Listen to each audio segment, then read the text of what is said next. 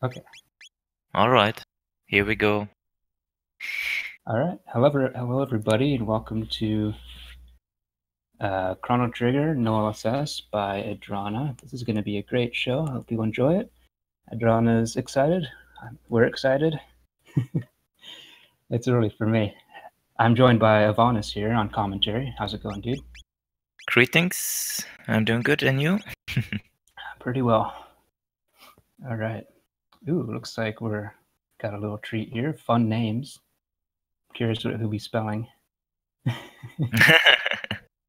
have no clue. We're gonna find out as we go along. All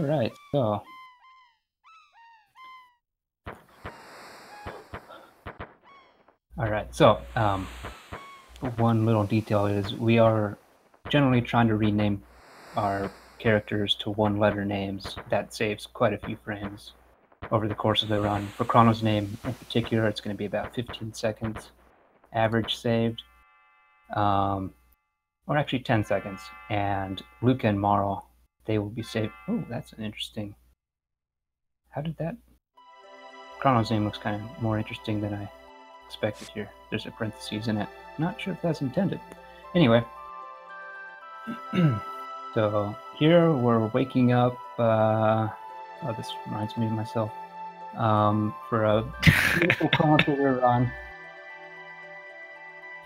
It is the morning of the Millennial Fair, and we're going to change our controls.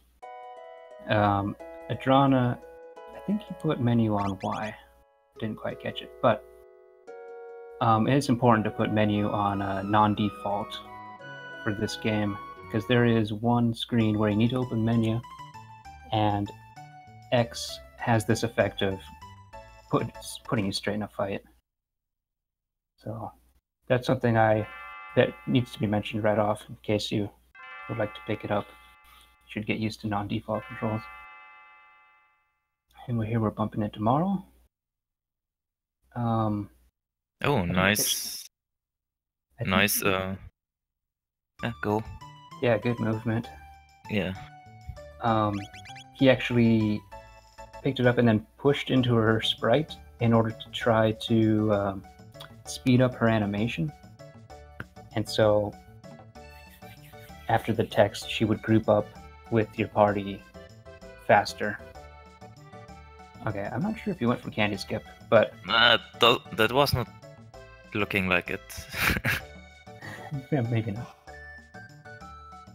Well, in any case, even if you get candy skip, it's only a 1 second max saving, since you have to get into this cutscene on the way back through in just a little while. Anyhow, so here we're encountering our third character. We've already named her Luca. She has invented this teleportation machine, and we're gonna hope nothing bad happens when Marl is the first human test subject to step onto it. And normally Chrono is the first subject. Yeah, you can totally skip testing it out yourself. And that's yeah. There's a lot of little, they're not really time saves, it's just skipping little extra fun parts of the story. Create your own canon, if you will. Oh, it looks like something did happen. A son of a gun. But that's okay. We'll figure out how to fix that. Let me pull up the chat real quick.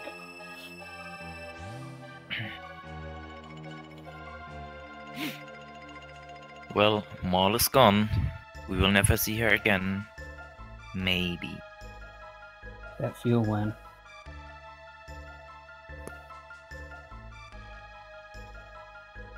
Oh yeah, or Marley or Marley.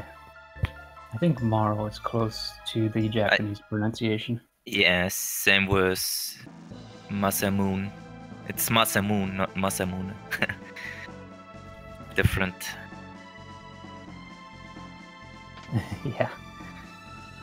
Well, in Japanese, it's a totally different name altogether, too. Okay, so we've decided to pick up the pendant, and this time I guess we're hanging on to it instead of dropping it. And we'll go right on through. And yeah, so coming up here, it'll be the first fight in the game. It'll be 3 blue imps, and Aedrana has manipulated the RNG for this, well, for this whole segment of whole string of fights coming up. So what he will be doing is trying to kill these guys without taking any damage. So he's only, in that way, he'll only advance the RNG just the least amount possible. Because the RNG advances every time there's a damage roll, and when, you know, it calculates whether you hit or miss. So each of these attacks is just advancing RNG by 2. And when you start battles, it jumps a set amount. It jumps to the next window. So here actually is a very nice. Ooh, evil.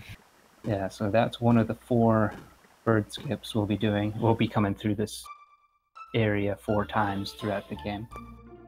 It's a 2-pixel window. Yeah, and you have to... Oh, here we go, forest. Let's enjoy that forest theme for a minute. Okay, so short. So, yeah, the bird skip, you have to hug against the very top or very bottom of the bridge in order to get your y-coordinate aligned on an odd value. And that lets you just run up, and you'll be clipped to the left, up over the fight trigger, the bird's territory. They're very territorial. Okay, so upon entering the castle, we're greeted by someone who looks a lot like Marl. Kinda, we're not really sure yet. We're gonna Cannot be Marl, it's Queen. That's what I was thinking. But alright, we'll find out. Queen. Yeah, I guess you're right. Never.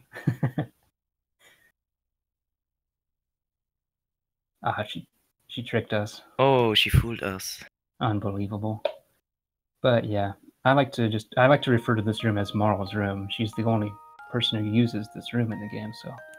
And we never see her actual room. Well, it will be her room in 400 years. Close enough. Alright, so we've got her back. That's excellent. Now what? Oh, that's not good. That looked a little more permanent, but I'm not sure. Yikes. What happened? Some magic. Oh, what's Luca doing here? Well, it turns out... Oh, we're not going to find out how she got here yet, are we? Okay, never mind. But here's where she teaches us about time. And... yeah, we get to... This is the baby's hype cutscene. So... let's just marvel at that. So let's see. We're going to be going into the forest next directly, and we're going to be getting in 2 fights. They're like totally optional, but we're going to get into them for the purpose of grinding for specifically Flame Toss for Luca, because the next fight coming up has enemies that are very strong physically, and we basically just about have no chance of defeating them without fire. So fire is very important and very handy. Yeah, pretty good. But otherwise, there is very, very little grinding in this game. In fact, the next grind will be in a couple hours from now in the Sunken Desert, which is a side quest area. I won't get too ahead of us, though. Well, isn't there a little grind on Tyranno Castle? Yeah, you could call that a grind. They're technically skippable, but they're really just in your way anyway. And Don't you need tech points at that point? yeah, it does work out that you do need 2 of those fights Yeah. to perfectly learn spin cut. Like Yeah. zero tech points of excess. You'll learn spin cut, and you need that for Black Tyranno. Okay, here's the second fight here. And that first fight, by the way, went really well. It was a very tight input to get that first attack in on the Rolly Riders in the first fight. Yeah, it looks easier than it is. And then in this fight, we go ahead and do an RNG jump technique called the overkill, where as Chrono is killing one of the enemies, Luca also targets that enemy. Her attack gets redirected, and I think it's because the game is looking for another valid target, and it's re-rolling, I suppose, looking for a valid enemy in the enemy list. There's 8 slots. So okay, anyway, here's the Naga heads. And they're off RNG. They can be really annoying. They can cast slow spells, which slow you, but it's not so much being slowed as the animation itself taking forever. And you usually end up taking lots of hits. Okay. Yeah, and the movement pattern is different if you're off RNG. So it can happen that you can only cycle on 2 of them. Yeah, that's the reason why we hold our attack button at the beginning of the fight in order to attack it. The damage is pointless, but it changes their movement pattern, so they all 3 line up into the fire whirl. Okay, here we got Frog Boy. Good old Glenn. Yeah.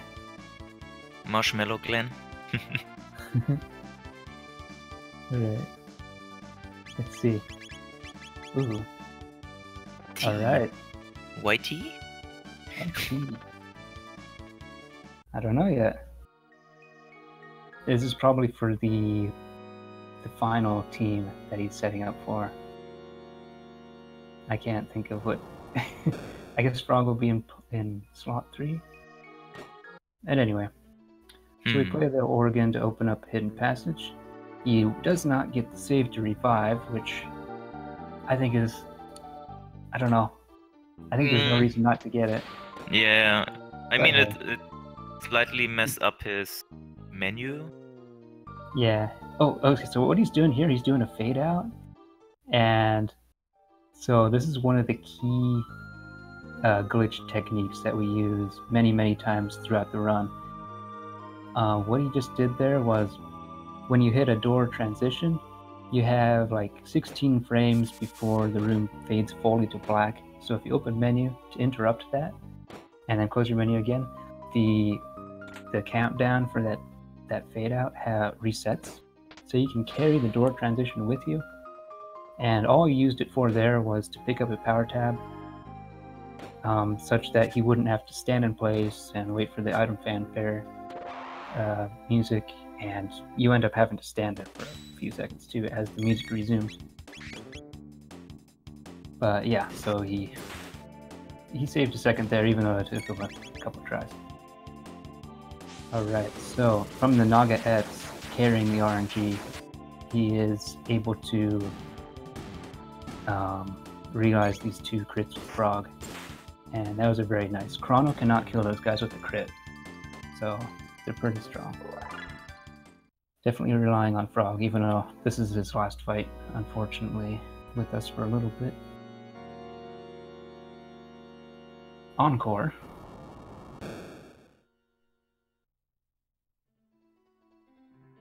Okay.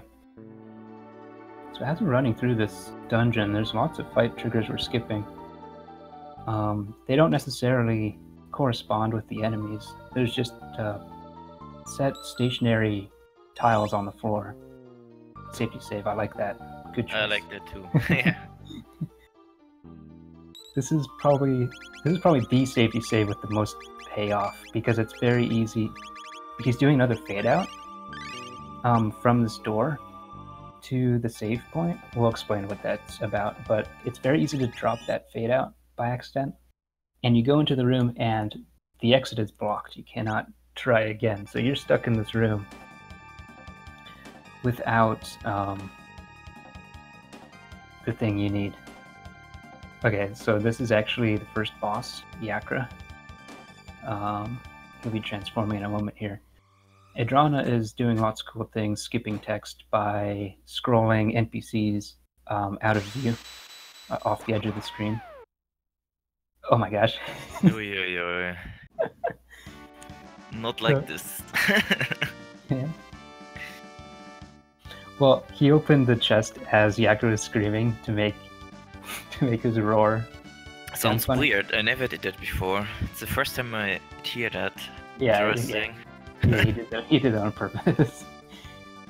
Oh man, so he's coming out of this room sub 1530. That's really good. That's very good for marathon. Yeah, I mean that's really good for me. I don't know. In general.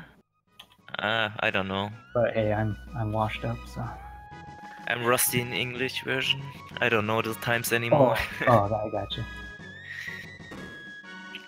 For me, 1426 is good. A word? I'm jealous. I wish I was playing Japanese.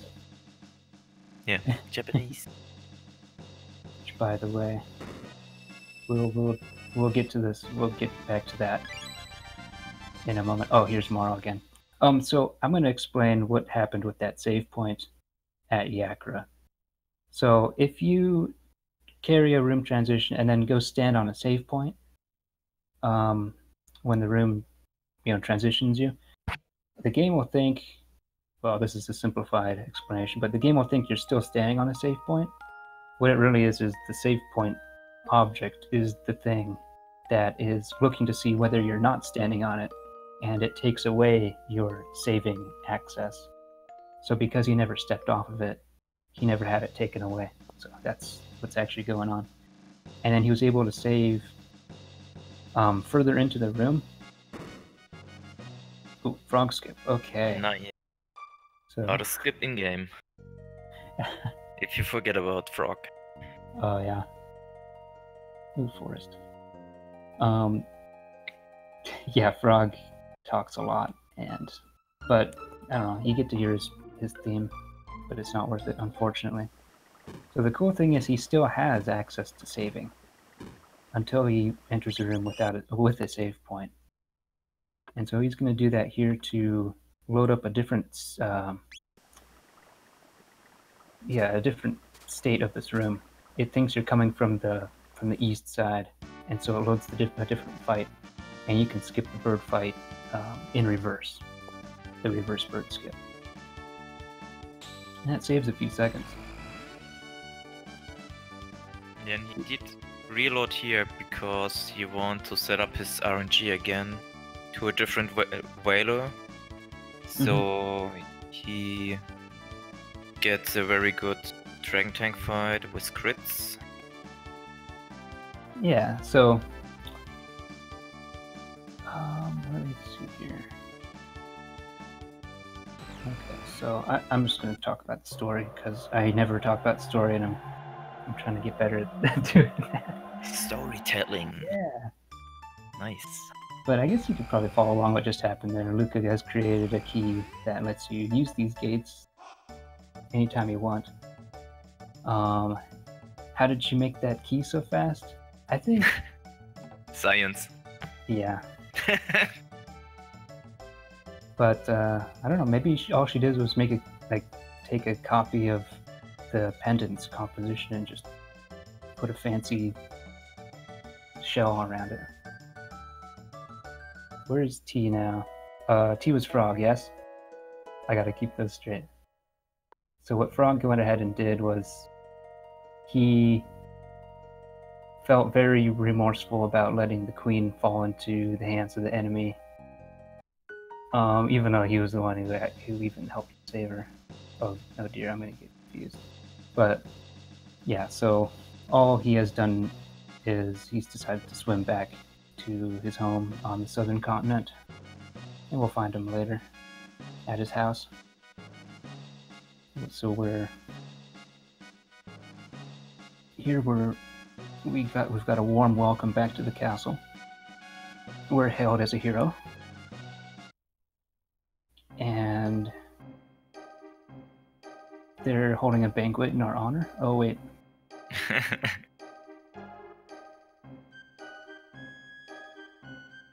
A judgment banquet. See, so some of the actions that we did in the fair when we met up, first encountered Marl, has some effects on this trial.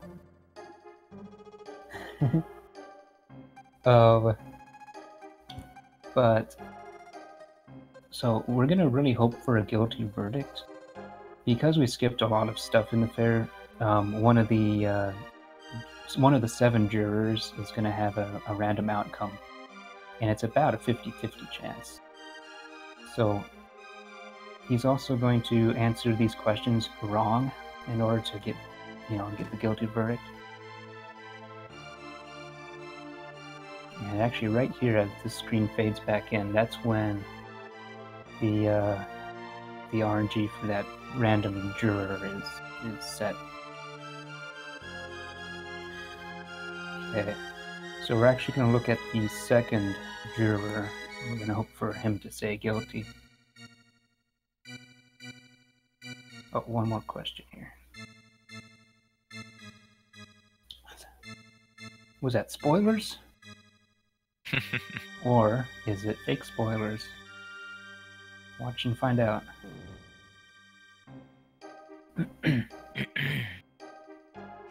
Here we go. Yeah, so Time this save is is real. It's all good, man. So this is gonna save about 5 seconds. Yeah, I think upwards of 5 seconds. Because it saves a couple of text boxes, and text boxes on the English version are take an eternity. So anything to minimize those. All right. Good RNG. So there's very, very little RNG in this game that we cannot control. This is a big one right here, this 5 seconds. I think the biggest, I think probably the biggest one that I like to pay attention to will be coming up in this dungeon. It's the hallway with the guards that are spinning around rapidly at their posts. And they can take as long as they want to face away from you. Yeah, so they can be stupid sometimes. Exactly.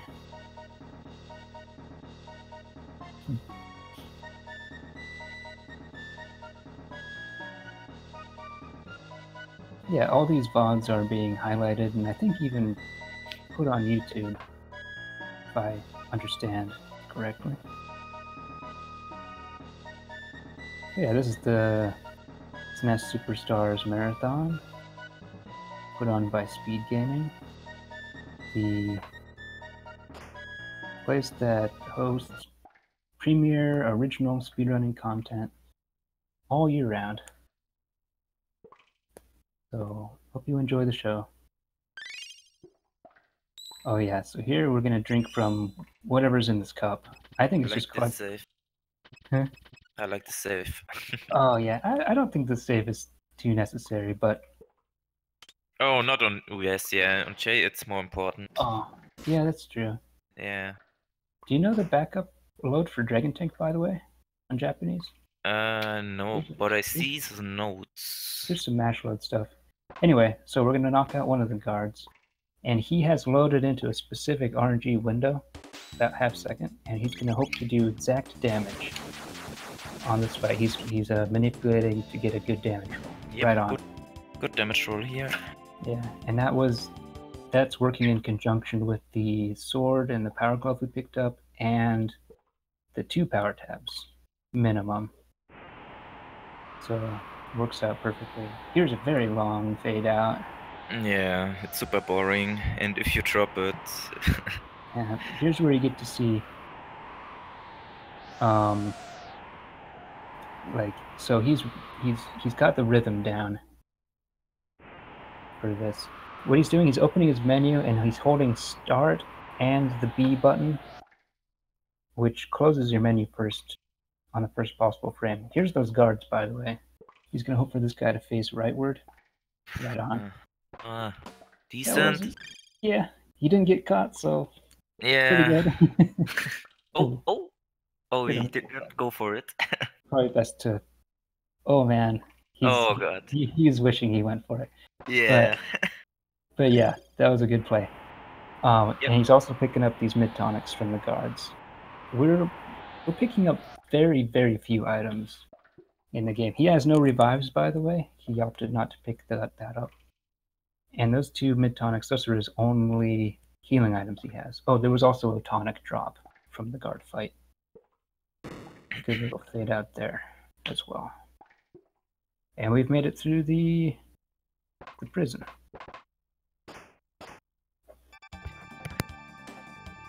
Oh, and here's Luca. That's very, very fortunate. Okay, so another thing that he's done in his menu earlier is he has equipped Luca, or more precisely, he has de-equipped Luca. You're not normally able to do that in the game, but if you press 2 buttons on the same frame, you can equip a blank item on your armor slots, and it has some really cool effects. It actually will boost his magic damage for whatever reason. That's not the case on the Japanese version, but when they localized this for the American version, they somehow, I don't know, got into those. Yeah, I wonder how they managed to. Yeah, well, they couldn't exactly test it. There's supposed to be values that are unused, but yeah, it's still very, very interesting, and it really helps to, even though the American version has a lot of text, it's made up for by this really strong magic damage. Yeah. Okay. Oh, he's done. So he knows the outcome of this fight. He knows the order of the attacks because he's on a specific RNG. So yeah, 74 and 61. It looks scary, but it is not scary. Yeah, and then this final firewall, you really get to see the magic damage boost. Yeah, there we go. Here we go. So 2730. Pretty good. Yeah. Yeah. This is Okay. Excellent pace. That's nice. Okay.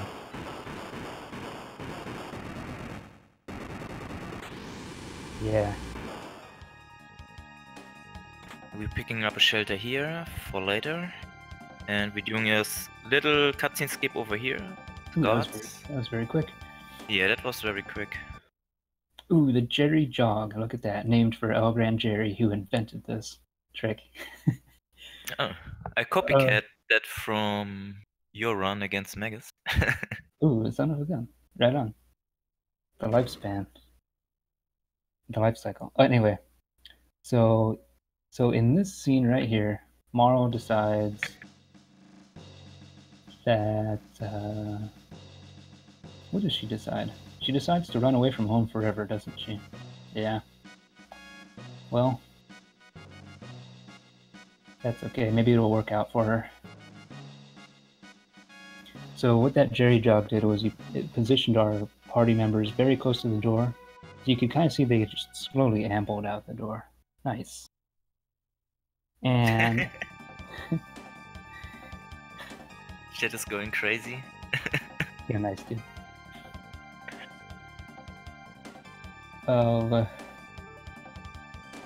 Yeah. Oh. Okay. Huh? What was that? I don't know.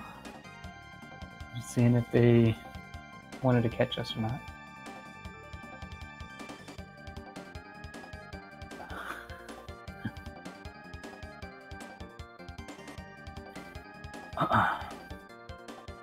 Anyway, so Anyway. so there's a gate here at the end of this little dead end, and we're gonna go in it and hope that we end up somewhere nice looking.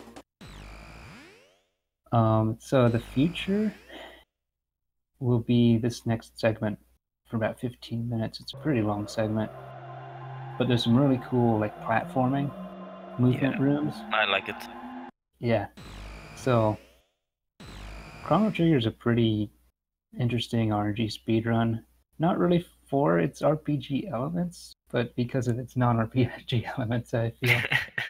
But it's pretty rudimentary for an RPG, if I'm being quite frank, but there's still a lot of cool things you can do with it. So here, actually, he's going to run into these rats in order to get robbed. And while those Zeal texts are open... Oh, he didn't want to hit that because it delays you opening that chest. While these texts are open, he can run across these trigger zones because it's actually like... This specific room is kind of coded strangely. Like the fight triggers and the rats are all kind of one object, so if a rat steals from you, it just interrupts the processing for that object and nothing else can advance, so he just runs right through. Pretty funny. But there's some pretty well-coded rooms in this game too. So here is the Eris Dome. There's lots of people in it, and they're going to tell us to go try to find... Actually, no, he's telling us not to go down there, but apparently there's... I don't think we have any motivation to go down here, actually, except it's the only way to go forward. Did I... Okay. Okay, it's just stuttering. Yeah, it's stuttering. Yeah, I thought it went black, but I saw the little video artifact, so I knew he was... Here we go. They were all good. And here's a little fade out. Yep, to skip Guardian. Yeah, it's just a boss skip. We never even see what the guy looks like. We don't even learn his name. So I like to refer to that as a who skip. we like to call it that in Aedrana's stream. And by we, I mean me. Okay, so here we find a body. And he's somehow talking to him. Oh, yeah, talk to him. That's important. Makes this rat race spawn up ahead. We need some more frames, though, to see it. Yep. Okay, I hear it. Yep, Oh. works again. Cool. So, it's not too hard to catch this rat. Okay, I didn't jinx it. Yes. You can try as many times as you want, but it's pretty slow. So coming up in this next room is the bug room. And you can make a pretty early cycle with these bugs. It's pretty scary though. This top bug up here, he's got to face away from you in order for... Oh my god. Oh, nice. Yeah, that was a fast cycle. Yeah, so you have to get to that last bug pretty fast, but you can't get past the first bug too fast, or the first bug will catch you. So it's really awful, but that was really clean. And here is another awesome use of the fade out glitch to skip most of this cutscene. Yeah. What was that indeed? Something destroying the world. Something, yes. No way, we're not going to refuse to believe it. We still have no idea what we're talking about, though. Anyway, meanwhile, Luca's getting a close look at the controls. But anyway, so we'd probably better summarize that. So we've just learned what the true objective of the game is. The final enemy. I think they just said it, Lavos. Is the reason the feature's all jacked up. So we're gonna. The rest of the game will be about preparing to fight the Lavos. And I guess. Ooh. Oh, what? Wow. It didn't look slow enough to be got there, but it's not a too huge of a deal. Ooh, that's kind of cool. 1 HP.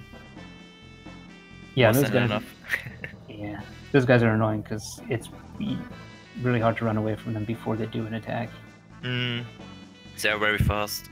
Yeah.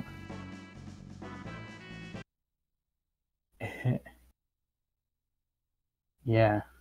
Yeah, I wanted to talk about Lavos Shell Skip a little bit.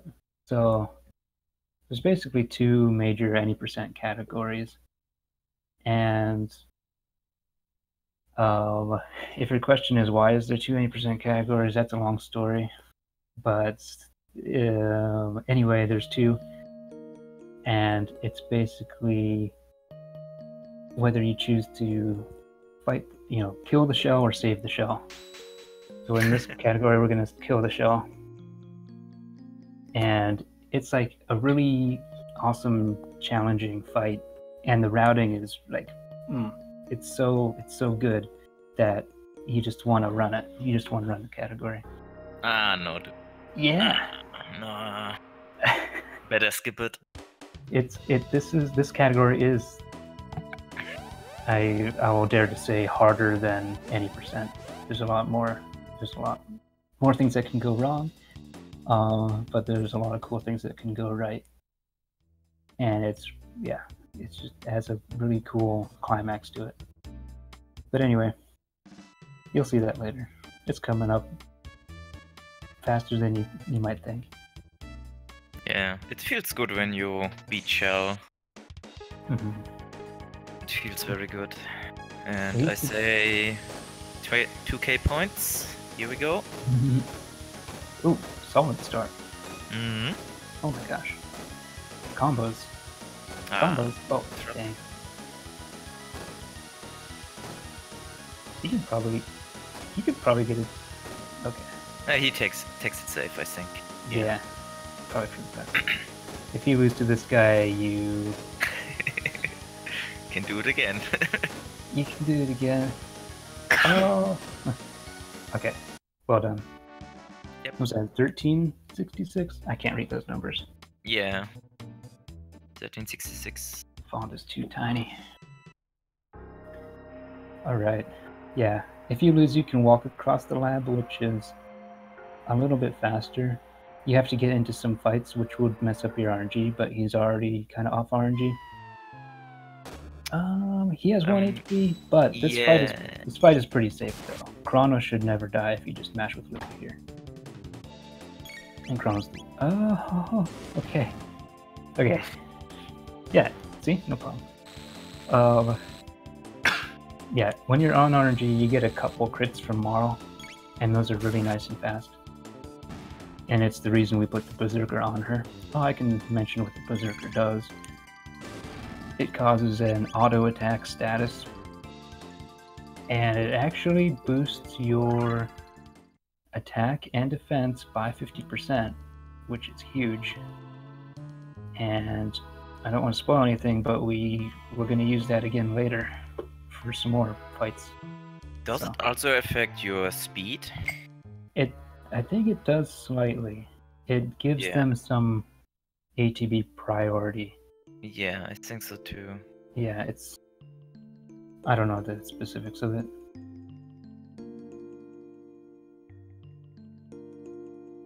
But I think it's because, they don't have a menu that pops up, so I think it skips some frames.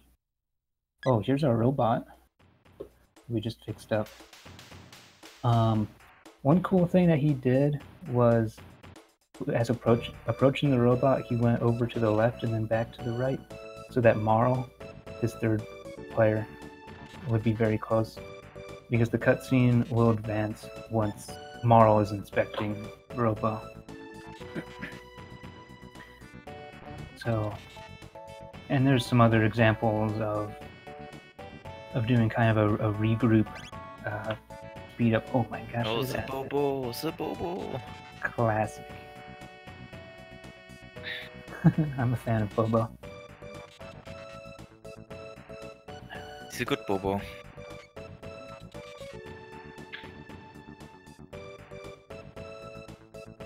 So one nice thing about recruiting new characters in Chrono Trigger, since we're skipping so many fights and we're so underleveled, we're kind of relying on getting new characters that have a pretty high base level, starting level, so they're gonna like generally carry us. But unfortunately, we're not gonna use Robo very much in the factory. Anyway, we're gonna leave Marl behind. It doesn't really matter who you bring into the factory. He's not But- healing. Oh, oh, he no. Oh, he Changed his remembered. Okay. Oh, thank God. Thank God. Yeah, actually, this next slime, if you're off RNG, yeah, I even forgot about it, but he can be pretty aggressive. These red Yep. slimes have very high defense. They only have 10 HP. If you're on RNG, it only takes... Oh my gosh. Oh, nice crit. Okay. Yeah, I knew that would Yeah. be... I figured that'd be the 2. So he's in that window. Nice. Yeah, that's very good. So, still no manip on US? I don't know. I mean, I guess you could go for it, but I'm sure he hasn't, you know... You kind of don't want to try it without practice, or you're wasting your time. But in any case, we were talking about RNG minute. That kind of goes out the window here in this next fight. When we go down the ladder, the frame, you know, the 1 in 60 frame that you enter this room will determine the pattern of 5 slimes here. You saw that there's also these green slimes. He ran away from a couple of those. And he's gonna hope for 5 of those. I'm hoping for 5. Any sane Yeah. person hopes for 5 greens. If there's a mix of colors, Oh, I mean, not the best pattern. could be worse. I think 3 greens is even scarier. Yeah, Oh, Wow. look at that! They're also that was the mean. early attack. Yeah. Yeah. Not only, yeah, the RNG being off also means that they can be either really tame or pretty aggressive. So he's being careful not to hit a green while they're near a red. He was banking on that being a 9 or more. But I Nice think it was crit. also, yeah. But if you hit a green when they're near a red, they will do this nasty counterattack for like 30 damage to your whole party. That should be safe. Oh, I thought the guy went Yeah, out of that's- range. Never mind. That's safe. Yeah. Okay, so this, yeah, could have been a lot worse. Looks good, and he still has a couple cyclones he could do. He wants Now to we get- have. Mhm. Now we have to pray for good damage rolls here. Yeah, you can. This fight takes forever. Wow. This fight, yeah. This fight is even the one that makes me nervous as far as possibly one of your characters dying. Because you do want Chrono and Luca to both survive this fight and get this pretty decent experience points. The tech points don't matter for them yet. Cure beam up. Good. But yeah, the damage rolls on the reds can really troll you pretty badly. You can get caught in one city, as it's termed. So, but by the way, the greens have really low defense. So if you get 5 greens, you can just plow through them so fast. It's wonderful.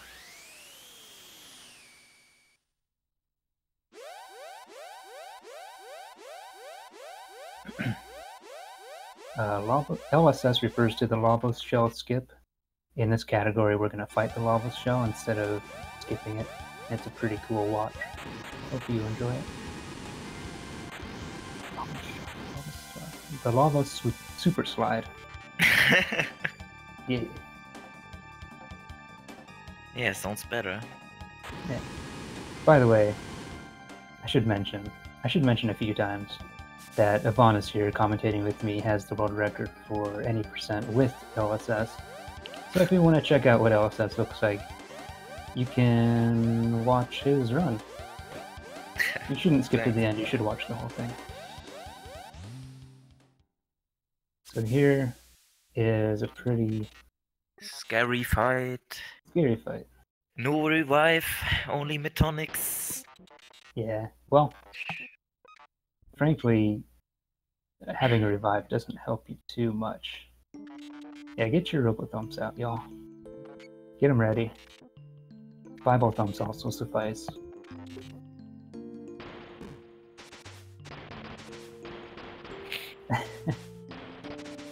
Sorry, I'm not trying to laugh, but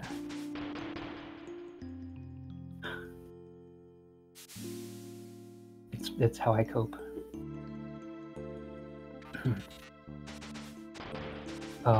Yeah, so Bobo get bullied. yeah. So RNG doesn't matter much here. It's a very simple 4 inputs to kill these guys. You want to be pretty deliberate with your inputs though. And you want to be very quick and try to get into your menus quickly so that the enemy's ATB won't be advancing. Okay, that looked... That was very quick. Yeah, that was crisp. I like the English menu. So fast. These guys are awful on the Japanese version. When they okay. Ooh. Yeah. Okay. Wow. Okay. So that's a cool little move to... You're not only healing, which makes this fight very safe, but it also gets Luca's turn out of the way. And so you see those back row guys, they were about to scoot and do another round of punches on you. Tackles even, which were like 30 damage each. And you don't want them to start on another round. After those guys are gone, these guys are really harmless. Okay. Pretty good time. We're making good time here. That's alright. Next time, bro. But yeah, that was a great fight.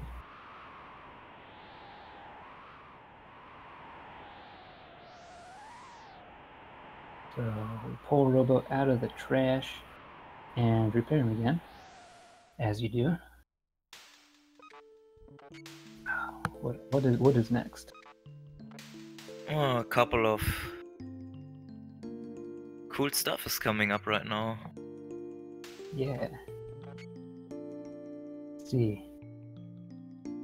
Oh, I should also mention the R series fight is also pretty important to finish with both party members alive, because it's 480 experience points, and you'll never see that much experience in points in your life. Yeah, again. it's 2 levels for everybody, I think. I think so. You grow from level 6 to 8. Everyone. Yeah, it's super powerful. And so if Luca, for example, misses out on that, she is so... And you're relying on her magic for these upcoming fights too. And she is just so weakened by not having that robots experience. Okay, so here's the end of time. This is like kind of a major junction point that's opened up for us now. We can travel between eras. Well, there's only 3 we can access at the moment. But this room is very interesting for a number of reasons. It's a crossroad to every year. We're just gonna go ahead and leave Robo here. Yeah.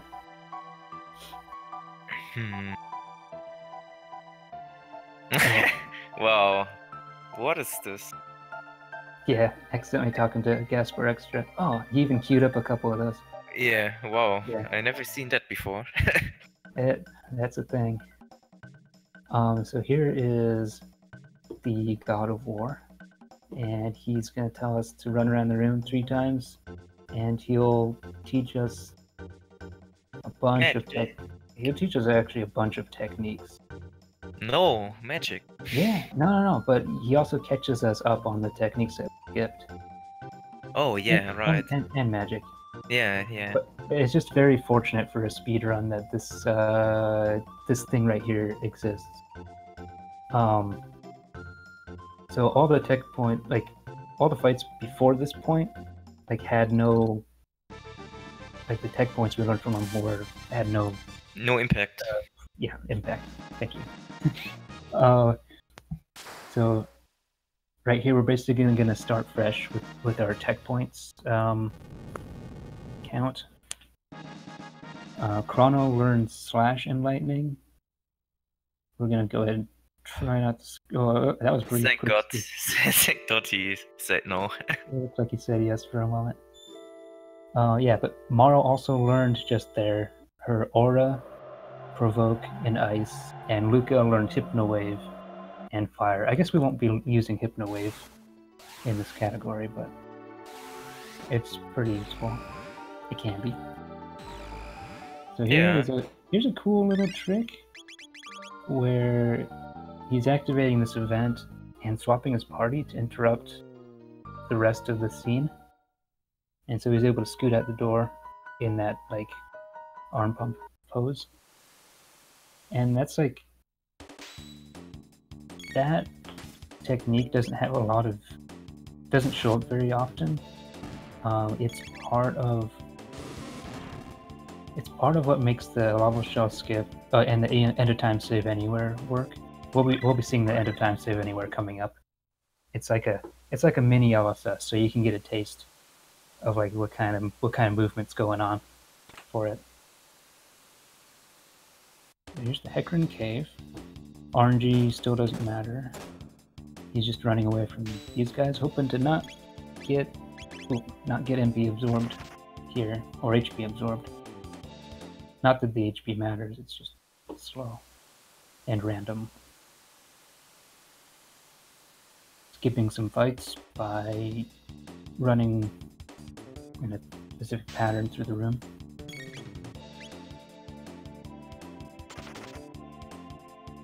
Next room we'll have a fade out of a fight.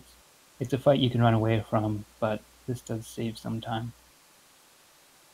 A pretty good amount of time, actually. And coming up very shortly, he'll be doing a fade out. Oh, got by the bats. That's okay, you can run. Yeah, that was a little bit too early. Yeah.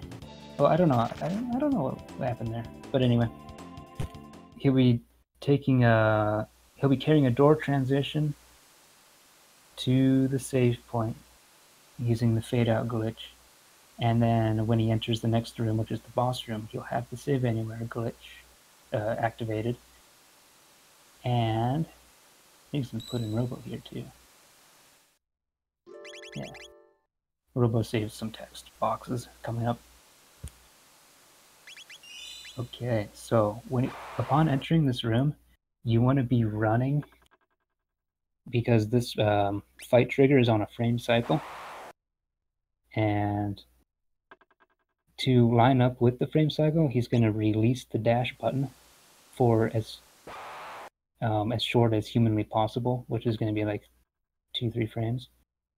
And that lines him up so that he can save on the fight trigger. Might take a couple tries. Bear with him.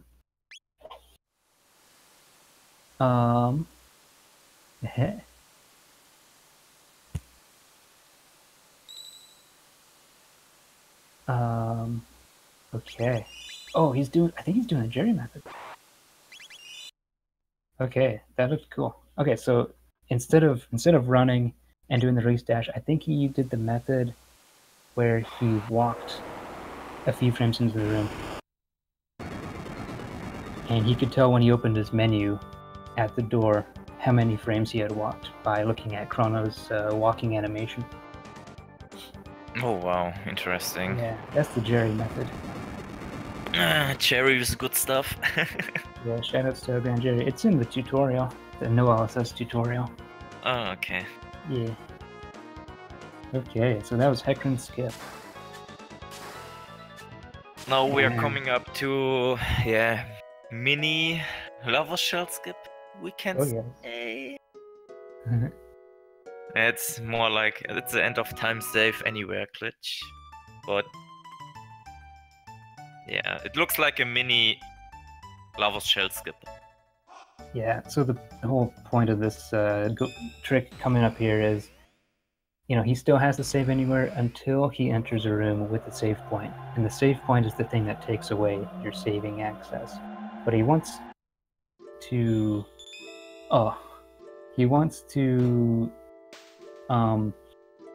he needs save anywhere for this next segment. But there's another way you can get it to. So he's collecting that pillar up there while the guru's text, the old man's text is open.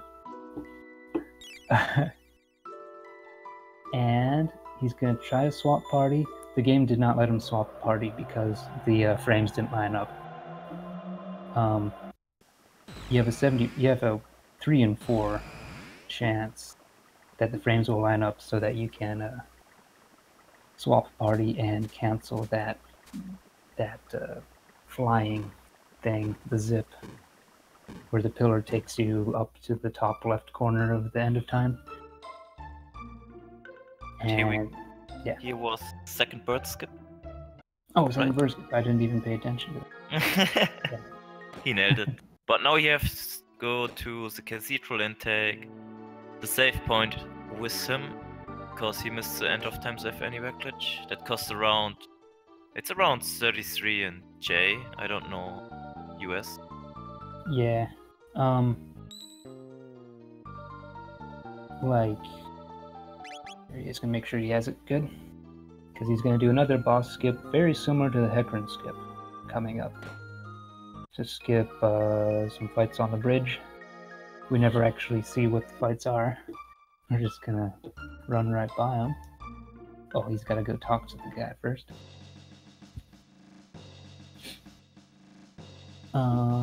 Cathedral of Shame. No shame, no shame. Yeah, the end of time save anywhere is like kind of a dreaded trick, because if you miss that, I don't know, it's easy to get annoyed by it, because it's a 75% chance that you get it. So when it trolls you and you hit the 25%, it's just, oh man, it's a bummer. But it's not a huge deal in the big scheme of things. Oh, he did some text skipping there with the chef.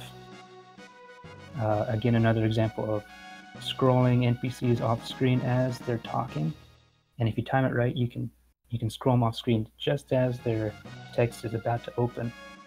So you could potentially see like no text pop up at all. The math. Look at that. Okay, so coming up now, the bridge is all ready for us to do this. It's the Zombor skip. Separated in 2 parts. Yeah. This first one is, I guess, the captain skip, technically. Yeah. So he's going for this walking method again. He's going to try to walk about 9 frames. 9 plus. And these are good setups, but yeah. Oh. He just has to open his menu and save slightly past that downed guard's head. There we That go. That one. looks good. It's beautiful. And see, so here, this one's a little bit easier. Nice. I didn't want to say that before I saw the outcome. Yeah. Oh, because even though that one's easier, that one has walled me. Like, I can get the first one first try, and then just struggle with the second one. It's awful. But I find the second one easier. I mean, you have to line up on God and can be a little bit ahead of him. Yeah. Still fine. And you only have to do. But on the first one, you have to be past his head, I think, or body. Yeah. Yeah, and the setup for the second one is simpler. You only have to do one tap, one release dash. Yeah. Okay, so what he did there at the bottom of the mountain, he actually saved, and when he reloaded, if we can see it now, he's up on top of the ledge. Okay. Oh, he's going for the fast mash. There's two different mash loads you can go for. Either of them work, but the fast, we call it the fast mash. It's where you only see one or two, or it's where you see only black screen. We're trying to see very little of the save file screen, because on that screen the RNG is advancing per frame. Okay, yeah, so that was the early mash window. They both work. They have slightly different setups you can do, but this one specifically allows you to set Luca's battle menu for the boss coming up, and it's very helpful.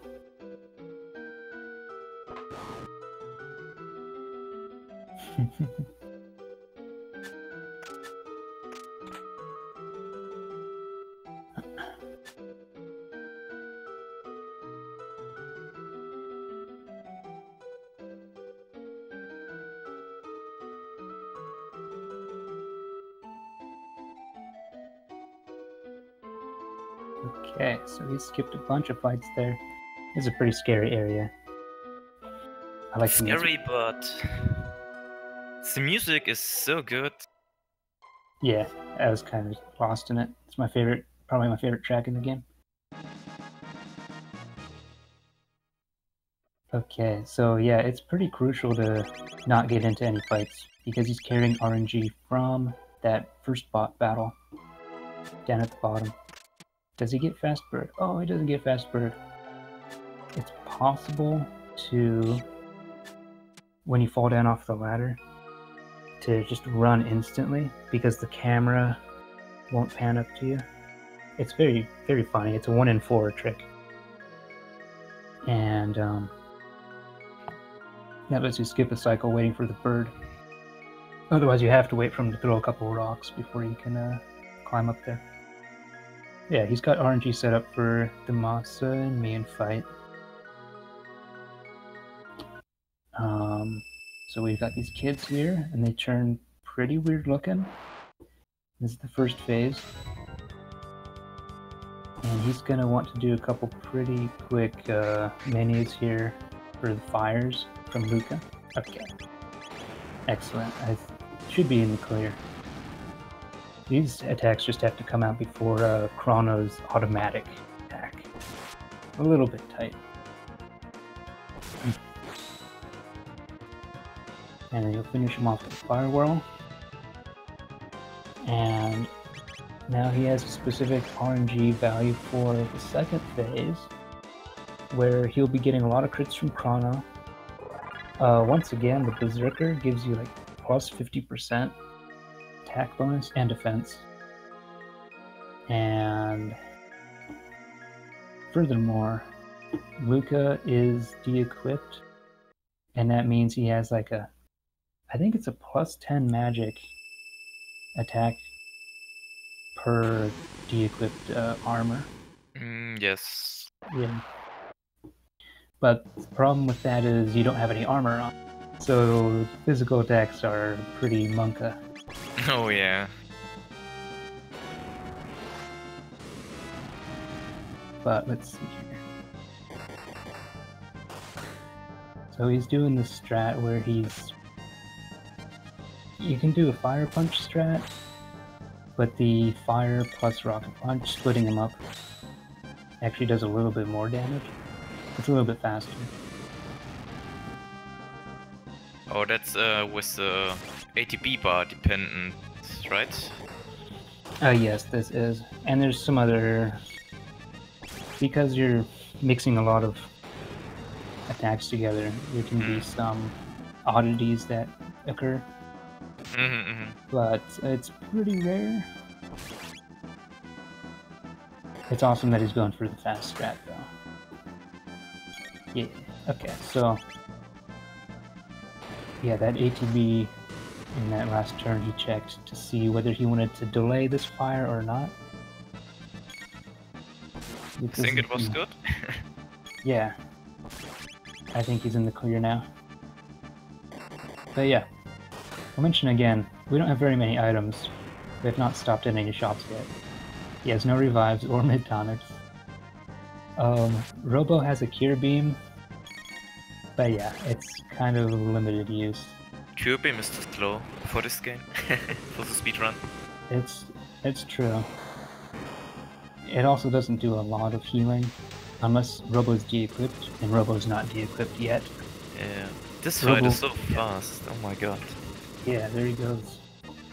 Wow. Very nice fight. Yeah, flawless.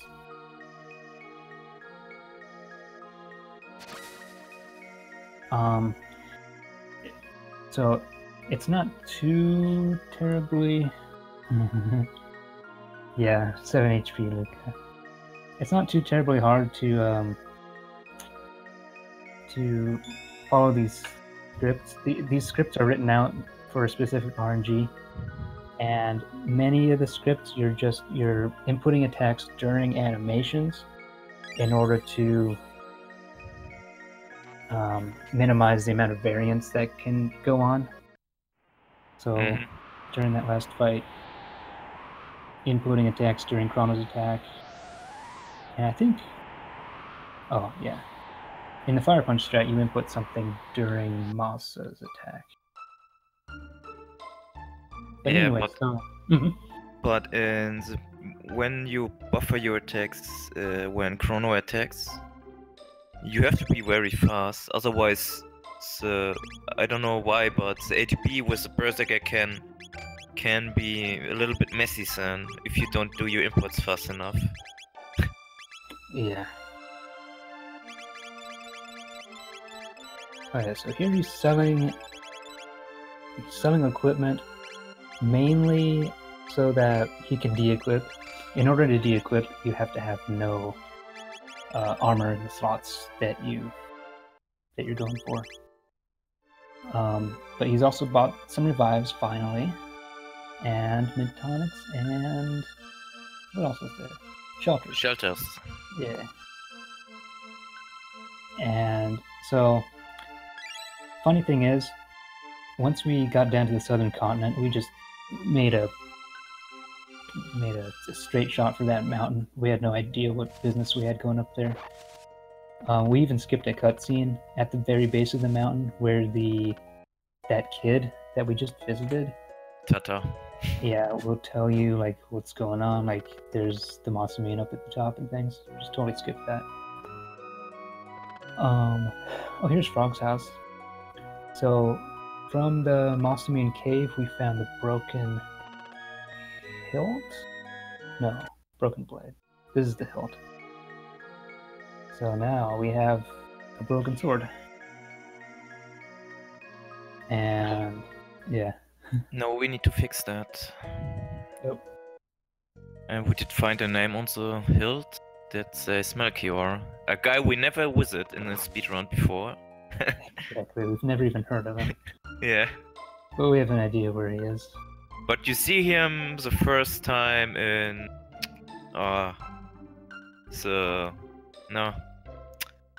directly in the early game. Oh yeah, the very beginning. Third room in the game. Yeah, I don't remember the name anymore. Feels bad, man. The fair? Oh yeah, the fair. Yeah. No worries. Okay, so just as an aside here, he ended Masamune on a specific RNG value, and he's even carrying that with him.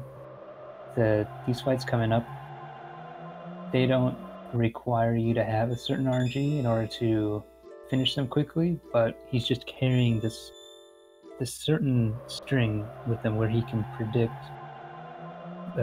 critical hits for the next boss. So he's trying not to get into any extra encounters, is what I'm getting at. He's going to try to continue avoiding unnecessary fights that haven't been planned into the RNG manipulation. Okay.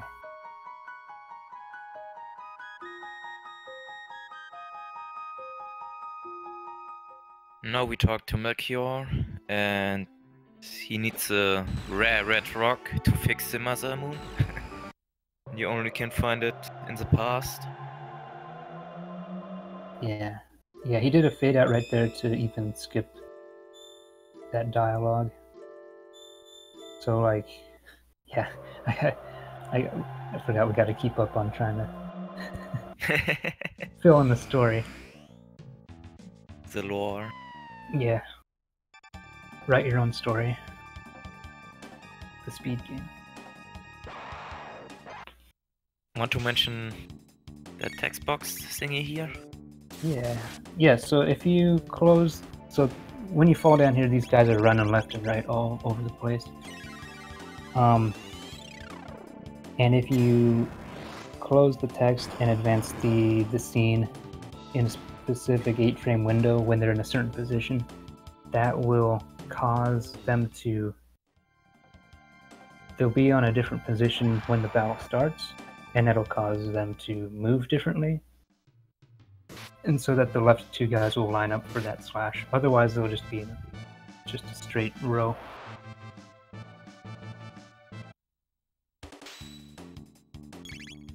And these guys, again, can be taken out pretty quickly with slashes.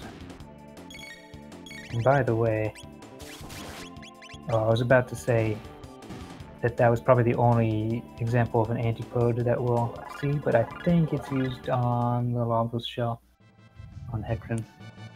I think. We'll find out. I mean, it was for over 1 year. EE? EE. Oh dear. I've solved it.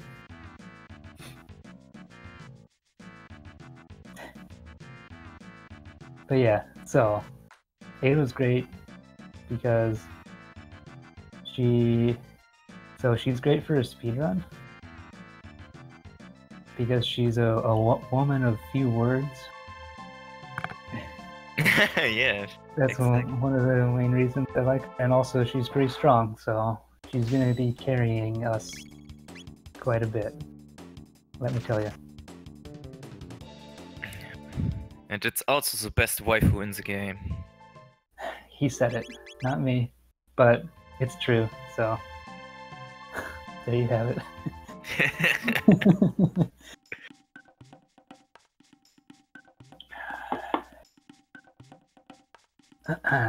So here he's also put in Robo for this party scene coming up. Because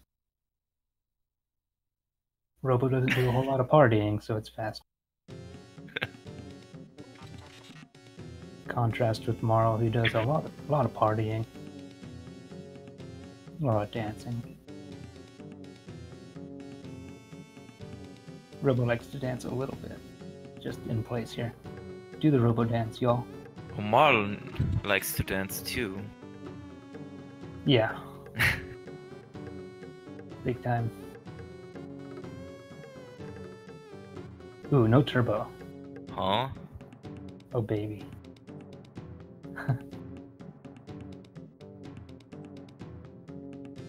Depends on what you want to know, Spooky.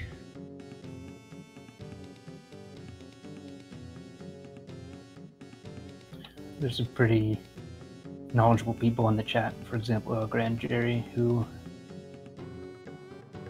can probably answer questions better than I can at the moment. so I like to rely on him.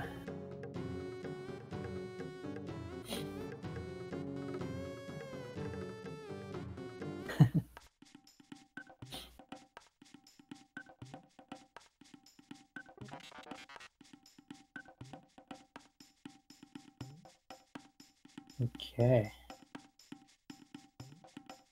So, we wake up, there's footprints. We find out that, no, we don't yet.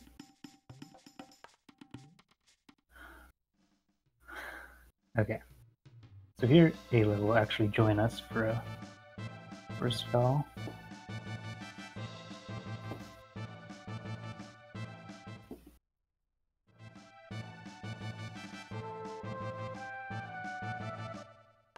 And we're going to pretty shortly be putting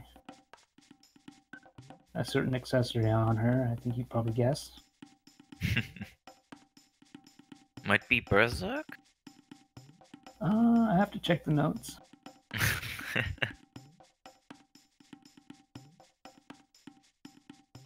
Okay, so we skipped a cutscene with Kino. We find out that Kino spiked the soup. I'm filling in my own story, by the way. But yeah, Kino's acting pretty suspicious. Here he's skipping some more fight triggers. These aren't too tough to skip, but yeah, since he can't see where they are, they're a little bit spooky. Oh. That feel when you accidentally move your items around. That happens before. Yep. Pretty easy to do. Okay. Yeah, you can either shelter outside here, or you can shelter at the save point coming up. It's a little bit safer to shelter beforehand because Luca still was at like 7 HP. And it's okay if she falls on this next fight. But yeah. So on this guy, oh man, I love these guys. You want to do the lightning pretty fast on them. Yeah, they have a ton of HP. Yep, and that will shock them. The shock will wear off pretty fast, but you can count on an Ayla crit there for pretty sizable damage. Alright, so down here we've got this mob of guys. And then... oh, he does the walking strat, cool. Yeah. So we gotta wait for this guy to turn around so we can sneak by. Best strat, I use that too. Oh, word. And if he runs away from this fight pretty fast, he can prevent the those reptites from advancing the RNG. So he has the specific RNG value he has right now lines up a bunch of Ayla crits. And I wasn't watching, but I trust that he also took the ruby vest off of He did. Yeah. He did. Yeah, he did. Berserk, ruby vest, and that's it, I think. Maybe magic scarf on Chrono, if that's a thing in. Yeah, I think magic scarf. I think this script is even pretty like it does pretty precise damage. I think you have an excess of like 3 damage you do on him, so it's pretty wild. And oh, that's a fast, let's say fast cycle here, right? You yeah, do your lightning before he's doing his quake, or his charges. Is it? Yeah, he skips the quake animation. That's very nice. Yeah. It saves as much time as the animation was, which I think is 3 to 4 seconds. But it means you're on a totally different fight, and I think it's pretty. I mean, it's pretty easy to do. I think Aedrana's only practiced this fight with the quake skip. But yeah, so he releases that electrical attack, and you notice you don't really take very much damage from it because all your guys are de-equipped. If Ayla did not have a ruby vest removed, she would die in like 2 of those. So, but we're gonna actually finish this fight before a second one, thankfully. De-equipping the ruby vest, it's not so much about Ayla's resistance to this electric move, it's more about having a ruby vest in your inventory, because that's a very strong armor, and we're going to be using that after Ayla leaves the party here. Yeah, we're using that from Magus Castle. Yeah, right? we're going to really rely on it. Yeah. Let's see. Okay, so there goes Nizbel. We got the gate key. Here we go. Got it back from the reptiles. And now we can fix the Masamune. Yeah, we've got the Dreamstone from that drinking contest. So we're heading right back to the old guy.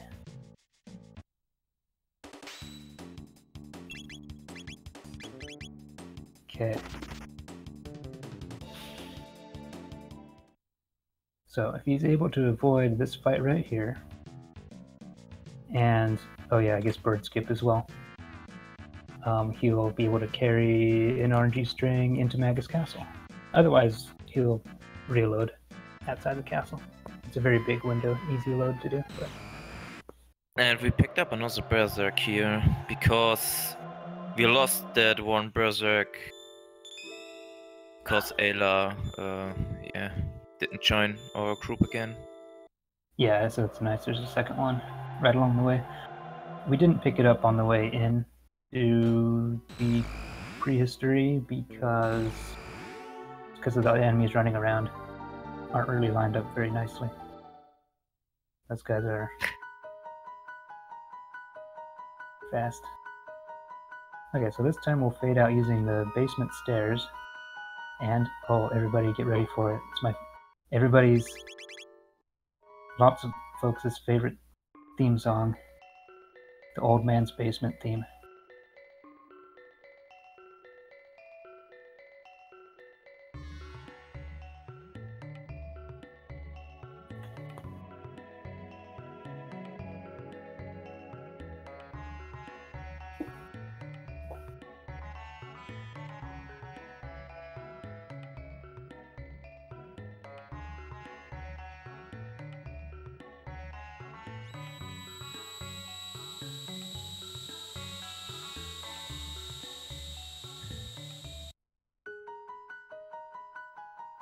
And we'll hear that later on, of course, but since we're switching screens so much in Zeal itself, we don't. This is the most that we're going to hear the song play continuously. It's pretty. I mean, it's unfortunate, but it's also funny. Oh, I should have pointed that out. That animation of Robo going in the closet. I don't know if y'all caught that. You might want to clip it. The Robo dab. Freaking Dragon Rage pointed that out to me. I can't unsee it. I did not see that.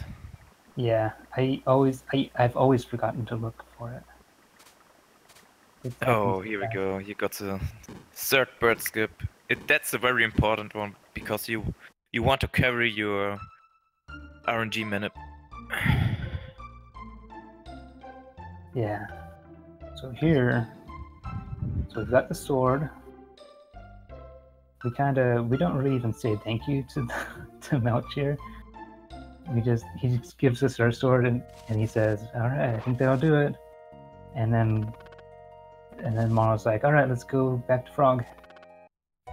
And I don't think we're gonna see him out here again either. Turbo, he says. Huh?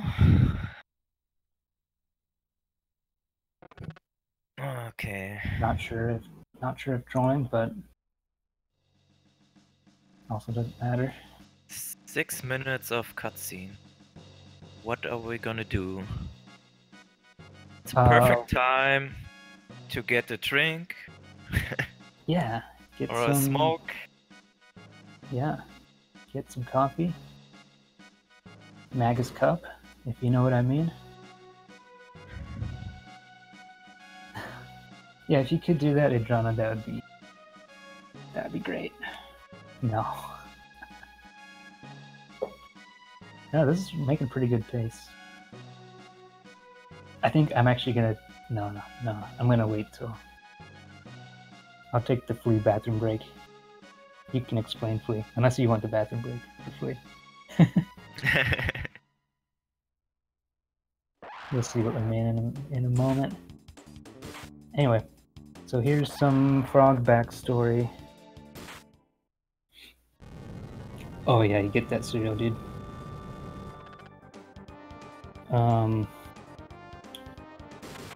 So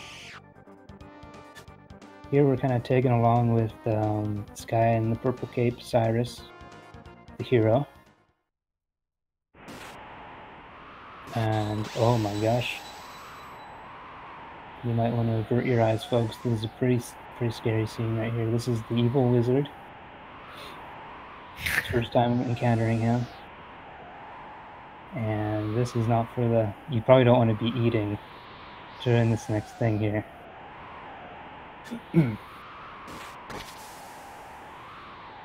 Because, speaking of marshmallows... Ooh, that's a toasty one. Ouch.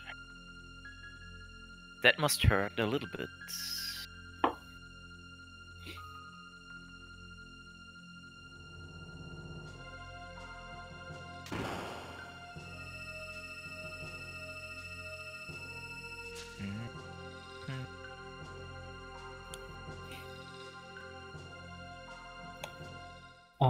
In speedruns, it depends on the community rules for the game. We don't actually allow turbo runs on our leaderboard, but some games do. In some games, there's a separate category for usage of turbo.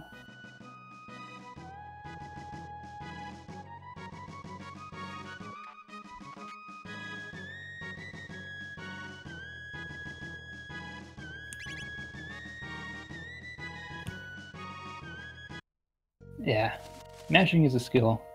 And furthermore, in this game, if you close text boxes, like if you time them to close them frame perfectly, you can save potentially 8 frames because of how events progress. Like objects are on like an 8-frame cycle. So if you close a text early, you can potentially save 8 frames, or if you close it late, you can lose 8 frames. And if you have a turbo that's like 30 hertz, and you're closing a bunch of text boxes on the second frame, you're possibly losing a bunch of 8-frame increments that you could be saving. So just food for thought. Turbo isn't necessarily optimal.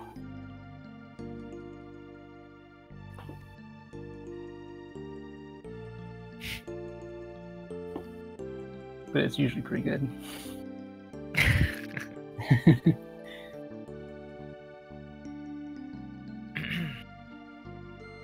Okay, oh, more frog backstory. Yeah. We missed the marshmallow line when the little kids were beating him up, but they call him a marshmallow. Cyrus calls him a marshmallow, yeah, sorry. Real lad.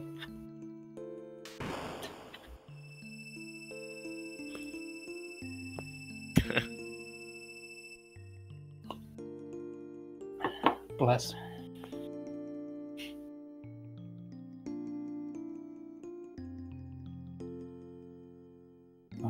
So here's the aftermath of Cyrus going up in flames. All that remains is the hero badge. But pretty nice badge. It gives you like 60% critical hit rate. So that's Yeah. cool. Very good item.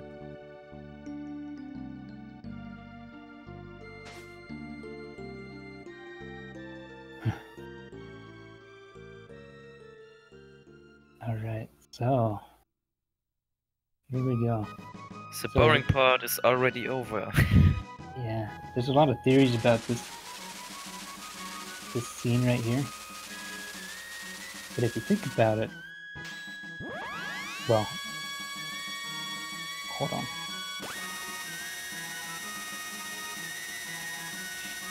Laser beam. Okay, so everyone always asks why, you know, a frog can cut a mountain in half and so forth. You know, why isn't he so OP? But I think the explanation is, if you really know what the Masamune is about, it absorbs magic power. So I think all that was happening there is he stuck the sword in the ground to absorb the spell that was keeping the mountain shut and releasing that into the sky. And then he just taps the wall and it splits on its own. I think it's pretty reasonable.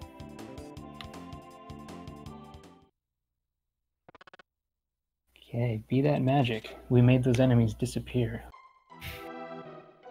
Frog is impressed by that magic trick. He never learns magic. In this category, right? That's right, yeah. Yeah. All he's got is his sword.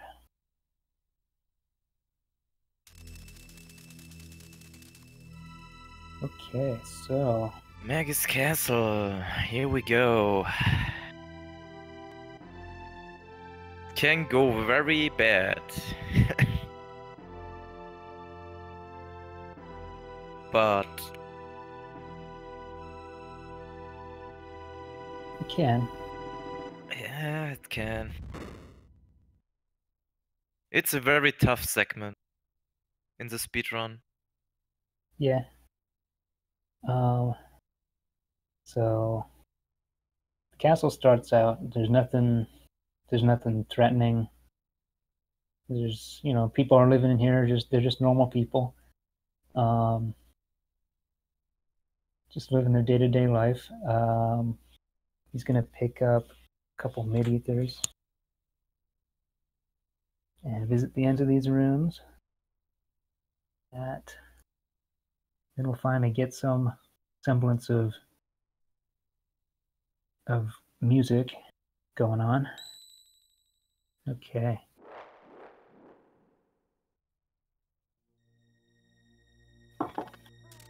Okay, so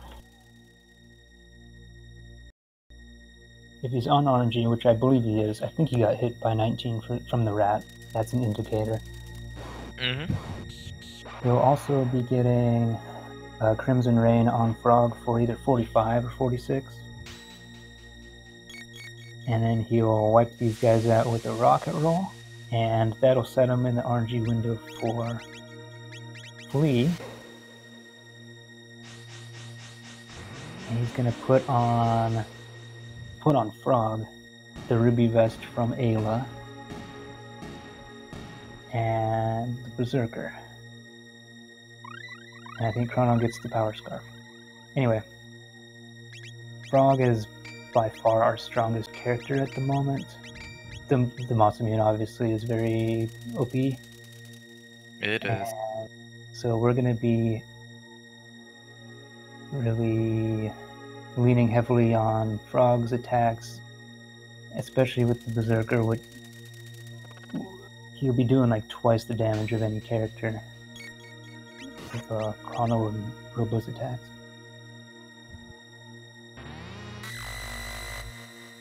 So if Chrono crits for 200, Frog's gonna crit for 400. Very the flea fight is very interesting. Yeah, you wanna talk about it a little bit? Weight setting attacks from Frog, and then yeah. Like, yeah. One of the easiest manipulation. Yeah, Flea's AI is a little bit bugged. I think this is the best explanation for it. So every time you attack, I don't know really the reason for it, but Flea will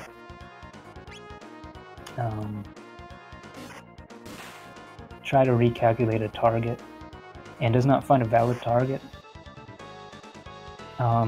Actually, there's other targeting AI in the game that's bugged. Masamune is an example.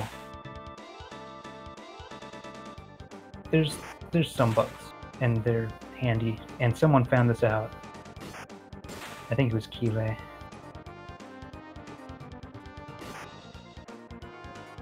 And this is very easy to have happen by accident too. But if you attack with either Chrono or Robo, this manipulation gets broken. And it's not gonna end well for you.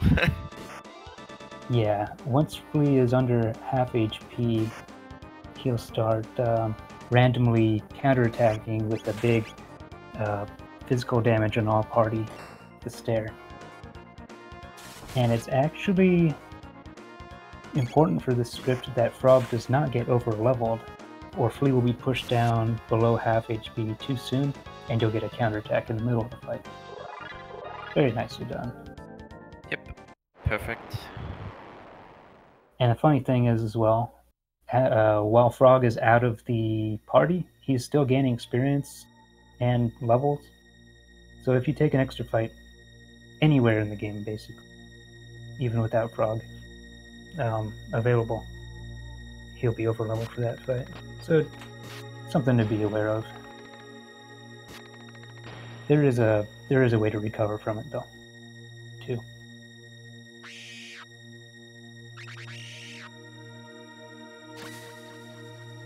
Okay, so on the other wing we have skeleton buddies.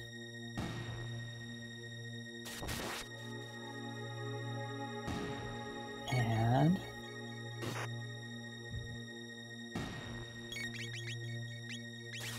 take them out, and we're on an RNG again for this next boss, Slash. So we have some crits lined up. At certain parts of this fight, we're going to be doing only non-attacks with Frog and with Robo and Chrono, so as not to steal crits away from Frog, because they all share the same crit string. And then in other parts of the fight, we're going to be attacking with Robo and Frog Robo and Chrono, in order to skip some non-crit values to get Frog back into the crit pool.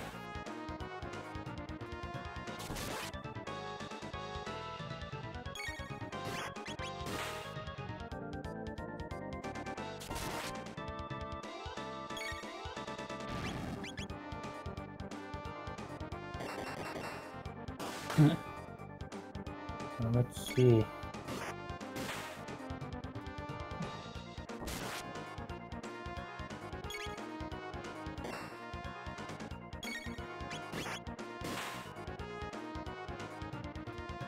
Yeah, a lot of these boss fights were developed even in summer 2013.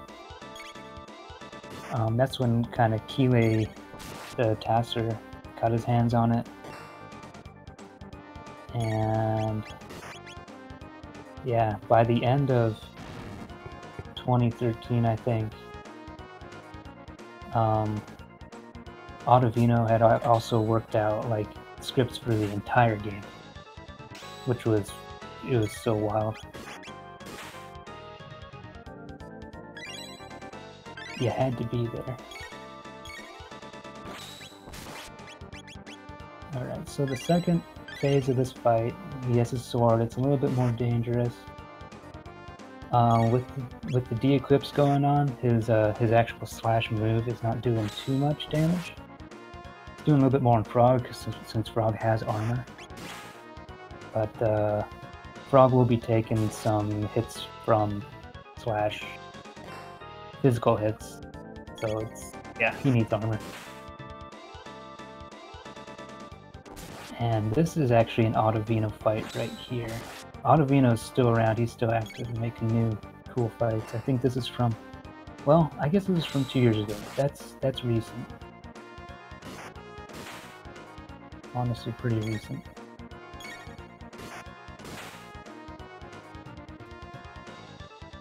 The desert, the late game stuff, the desert and the shell. That's 217, I think. Oh, I'm sorry? Yeah, the late game stuff is from 217, I think. Yeah, I think it might be last year.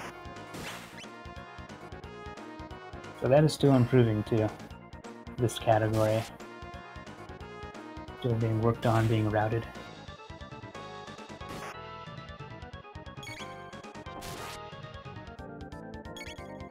Okay, so once Slash is under 600 HP, he's going to be starting to counterattack. And what's nice is Frog just there did a hit for 400, while Slash was pretty close to 600 HP. So this move right here finishes him off. You only get one counterattack.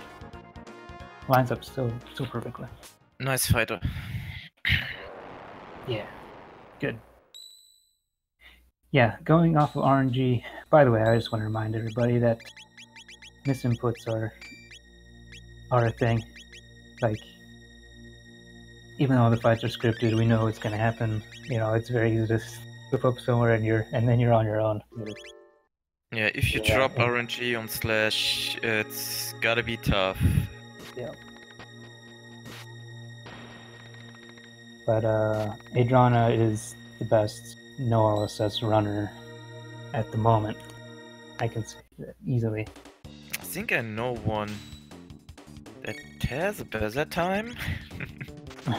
I mean, there's better times, but you know, I'm surprised he hasn't bopped me yet. What? Or CK, but if he can, you know, yeah. So Aedrana's third place, but it's not too much of a jump from there to world record.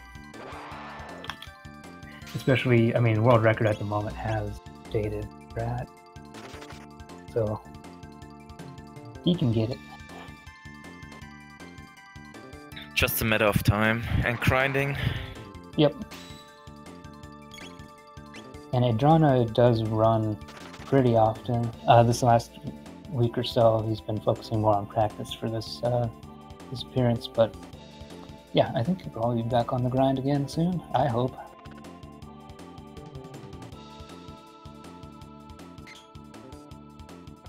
Okay, so that was the nice runner away from a bunch of fights hallway.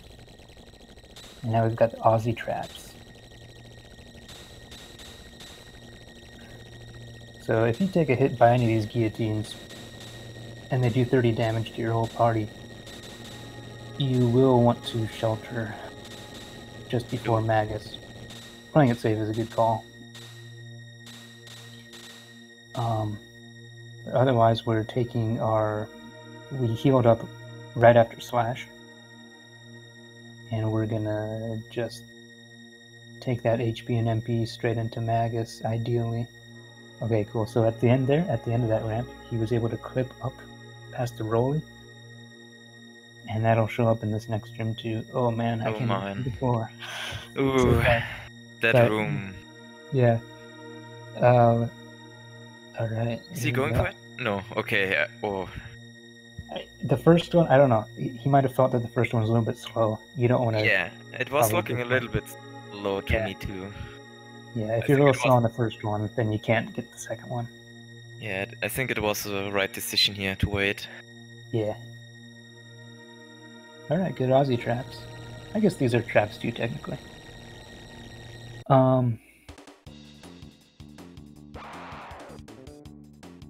Okay. So here, he's predicting that he has a critical hit from Marl to take out this this top bird guy. It's the outlaw. Yeah. Cool.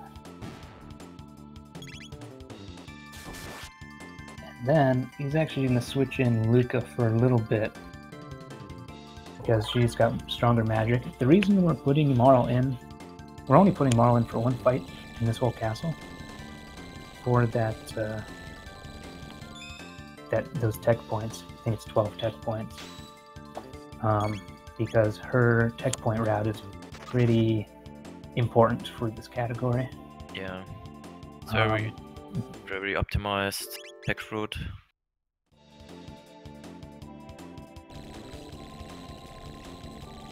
Aside from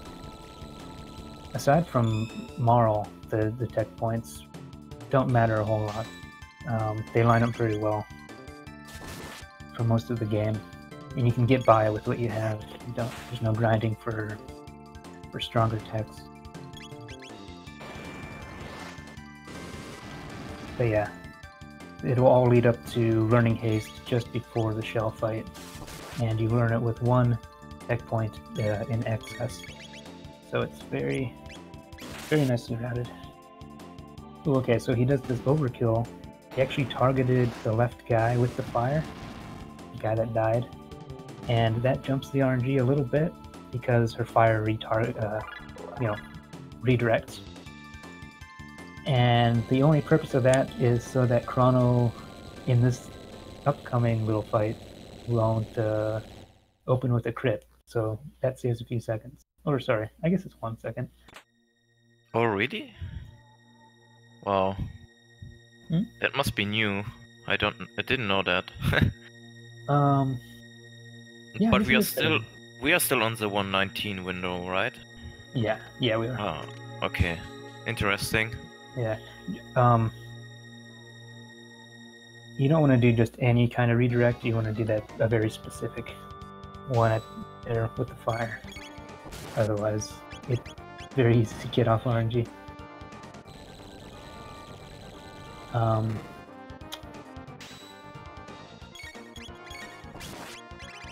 Here, one moment. I'm gonna. Yeah,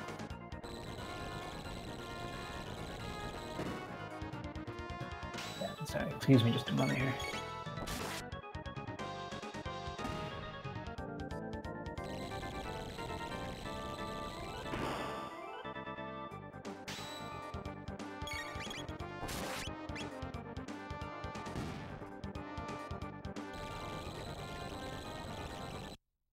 Here we go, the last switch gave us the 119 damage roll. That means we are still on the right RNG and can directly go to the next boss. Oh, he's taking a save, I think. Yeah, safety save, and let's go.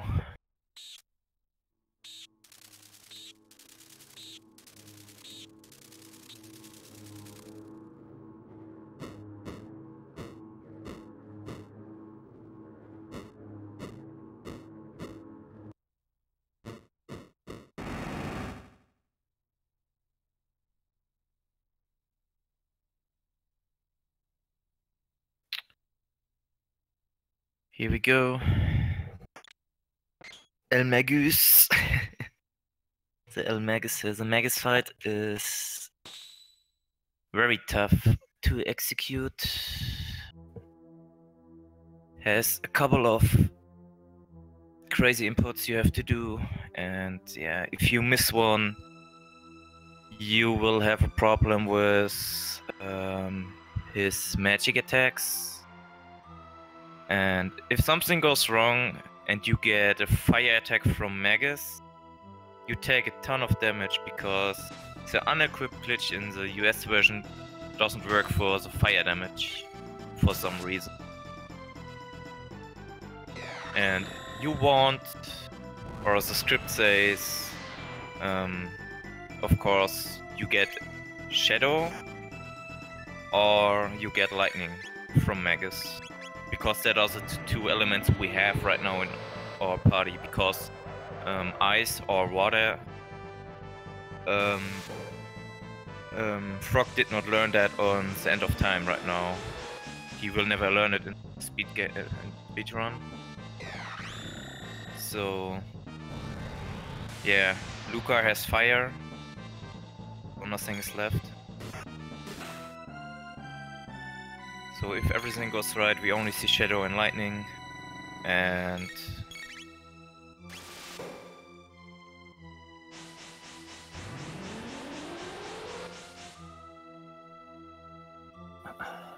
looks good so far. Welcome back. Oh, thank you.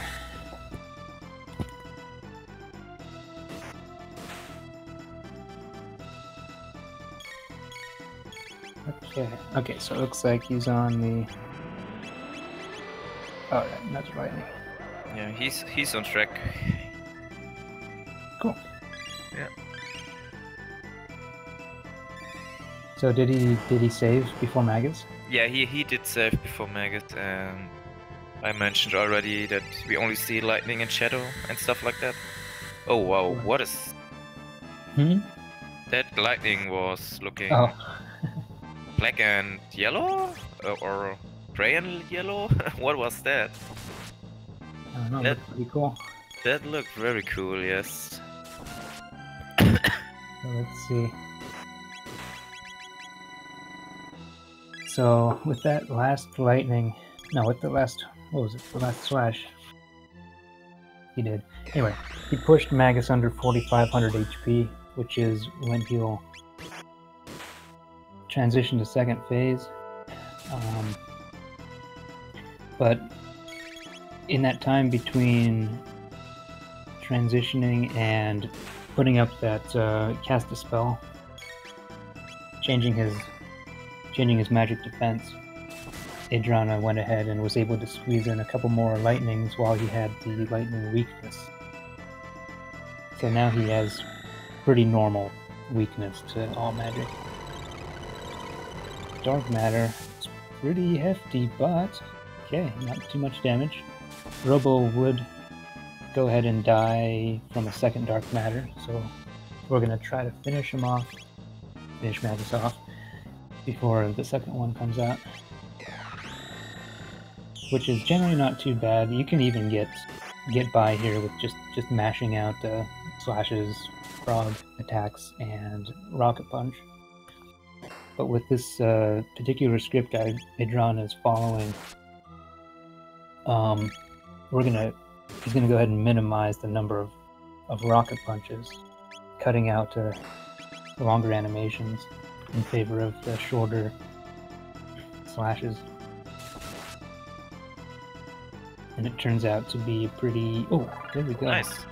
He even very finished nice the... fight. Yeah, he did the good ending too, with the ending with the slash. Cool. That's not easy to do. Yeah, but doesn't matter for the RNG, I think. If you get one more hit out. Yeah, RNG would be fine. Yeah. It's the just thing is- the time you waste. Yeah. Well, the thing is, let's see.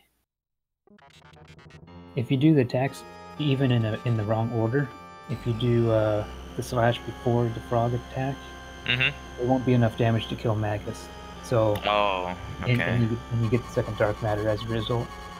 Oh, that's not good with his HP. Yeah, I mean, it's not too bad. I mean, he won't even... Yeah, he will use frog again for that, but I think it doesn't make too much of a difference Mm-hmm. for the shell. I'm not certain about that. No, LSS is not my forte, but I think I can follow along. I think I can explain what's going on, even so. Having watched Aedrana's runs, he runs this new shell route that I haven't even touched. I think I've probably touched it once. Is there a new one again? There, Only shell or every refight? oh, yeah, every refight. Yeah, the whole thing is different. Oh, wow. Yeah. I'm actually not even surprised you didn't hear about it.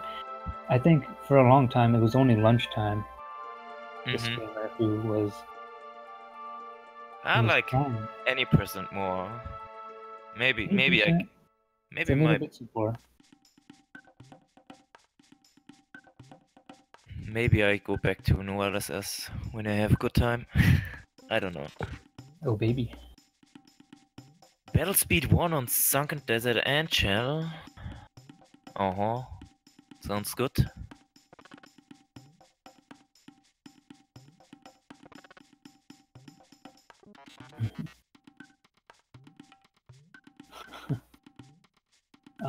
Alright, so we almost get Ayla back in our team. Not quite though. We gotta climb a mountain. Be right back. Alright.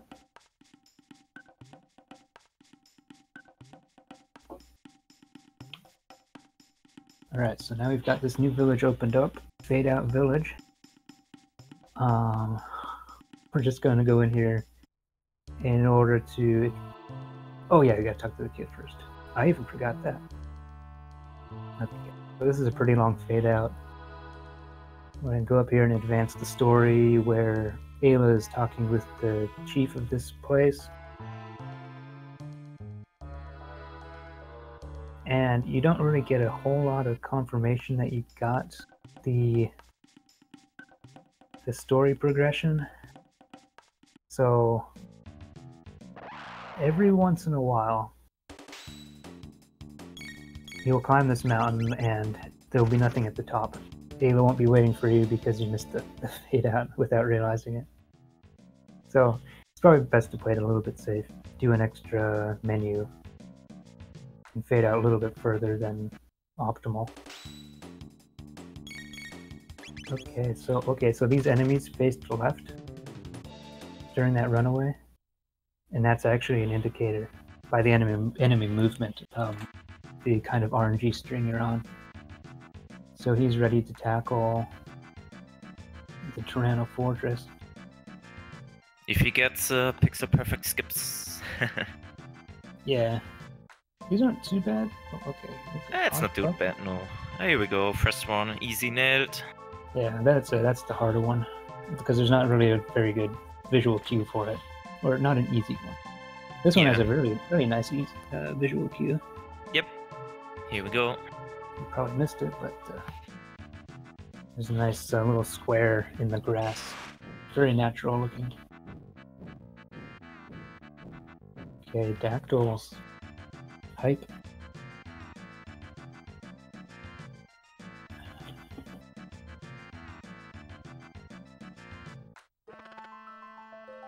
In any percent, we never see the epoch, so this is the only vehicle we get. But dactyls are pretty awesome.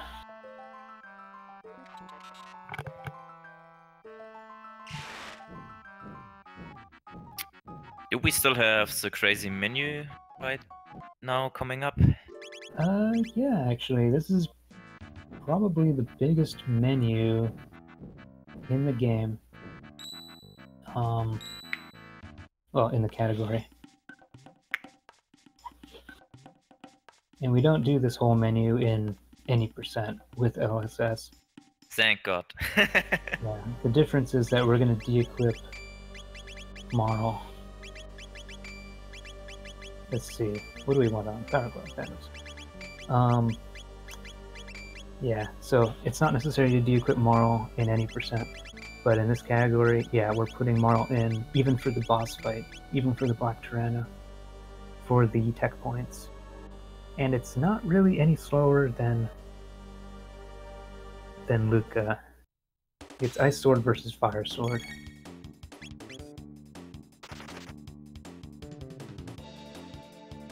And they do about the same amount of damage.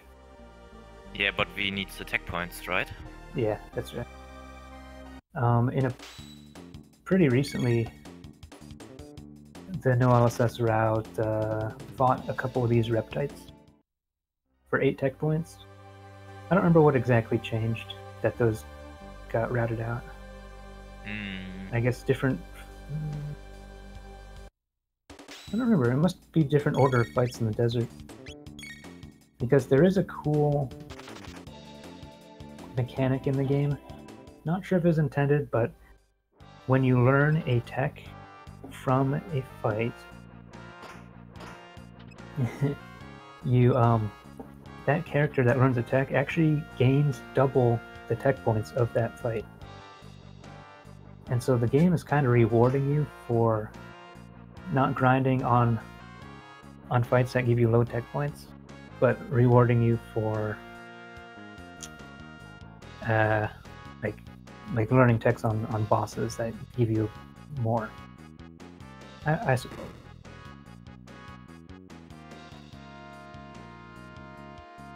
Yeah. No LSS is the moral category. Sadly.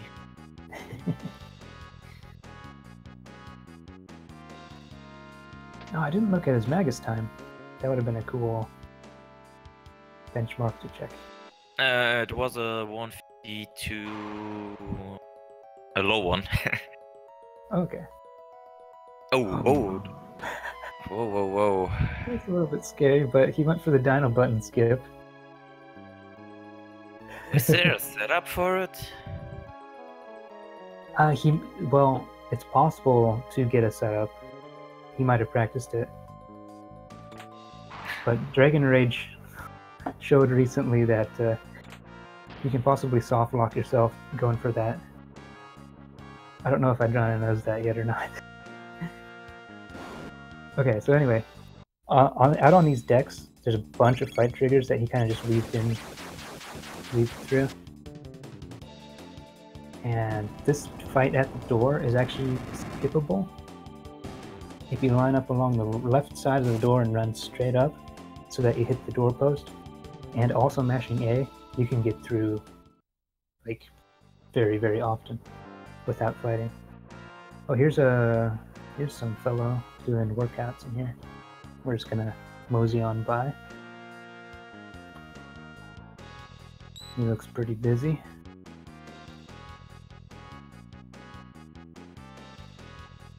We're pretty busy too. So. Alright, putting Berserker back on. So we're fighting this fight again. Even though it's skippable, these give a lot of experience in tech points. 18 tech points. And this exactly gets Chrono to spin cut, which means Ice Sword. And that's pretty important for Black Aedrana. Lots of level ups too. It's a very long fight. Save. So he was able to check his damage number on that previous fight to see that he's all set to go for Black Aedrana. If he has to reload, he will want to go ahead and fight that volcano fight again, that door fight, because that is what sets up the RNG. You cannot get on a specific RNG value just off of a reload, unless you can, press a button frame perfectly, which no one has gone for yet, but someday. Yeah, someday. Maybe we'll get a crit on a prison guard from a reload. Oh man. Yeah, it'll happen.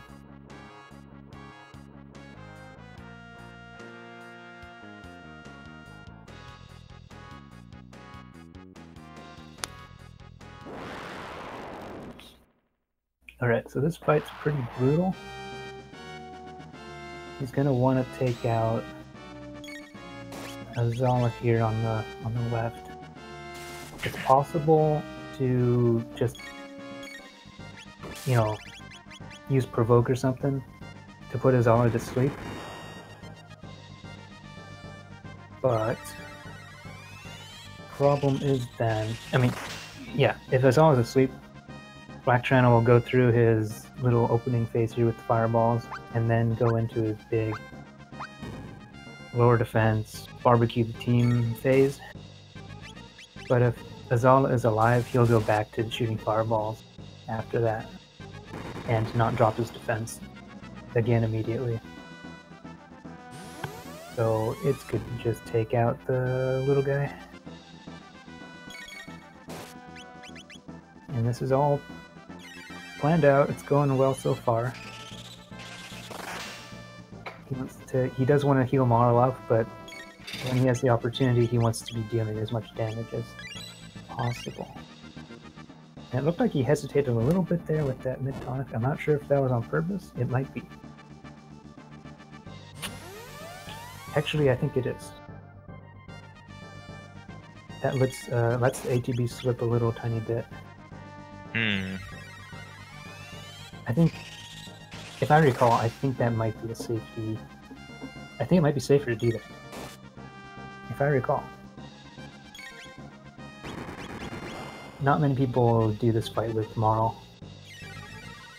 So it is a little bit different script from the Luca one. Okay, there they go.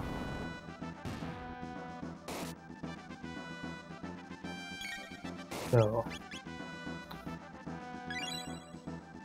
Chrono has the Ruby Vest, I believe. The only remaining attacks coming from this boss will be fire-based. Well, it'll be the fire attack. AKA barbecue. And so Chrono will be able to survive that with about 170 HP. Right now... Oh, yeah. Okay. Something we kind of glossed over with the de-equip. You also get some magic resistance. I think we probably brought that up a couple times, but... I did, at least on Magus. Oh, okay. Yeah, and in this version you do not have resistance to fire. So this is going to be full force of fire damage. Ayla can actually survive it. Ayla, in fact, is a fire innate. There's actually innate elements in this game. So she has plus 25%. She has some extra fire resistance, along with Luca. But she needs like 300 HP to survive.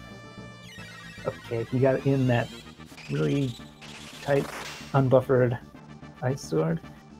Most of the attacks in this fight are buffered with Ayla's moves or with the boss's moves, except for that one.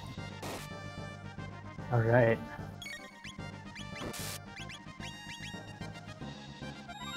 So, if everything goes right, should be able to take out the Black Tyranno before a second barbecue. You might specifically notice this lack of healing up.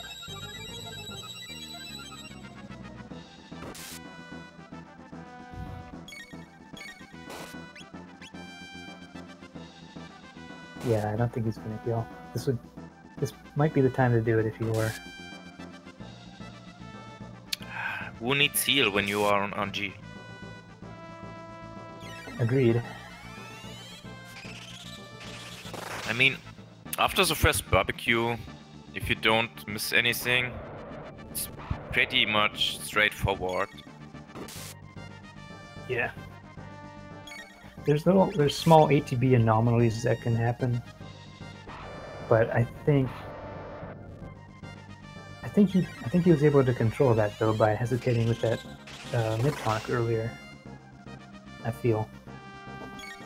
I have to ask him about that after. Because I vaguely remember that.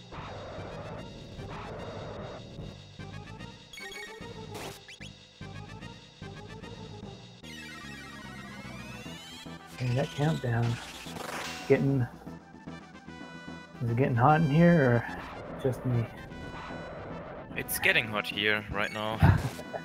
I feel it already.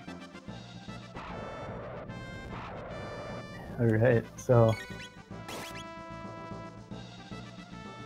yeah, he could have mixed in some extra moves, even during the half defense phase. But he waited for the full defense down and got on these last 4 ice swords. And with the specific critical hit string for Ayla, he's able to do just enough. Woo! Nice fight.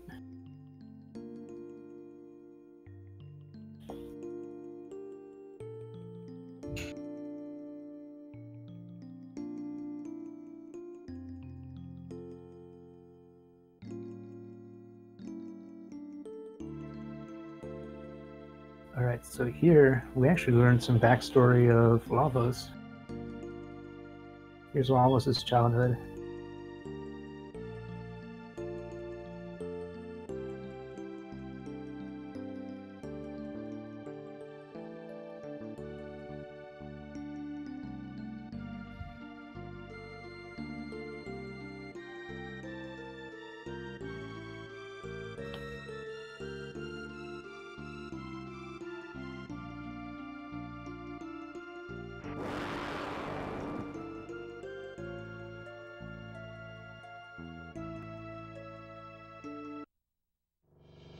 Okay, so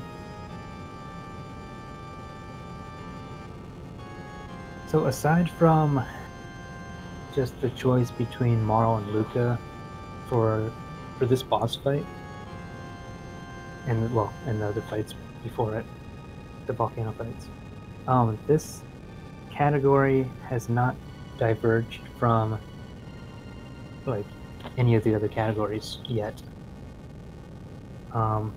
So far it's been pretty much identical to any percent with LSS.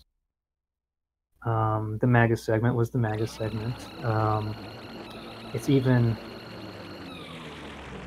the 100% category is even the same as this. Yeah, they are only slightly different.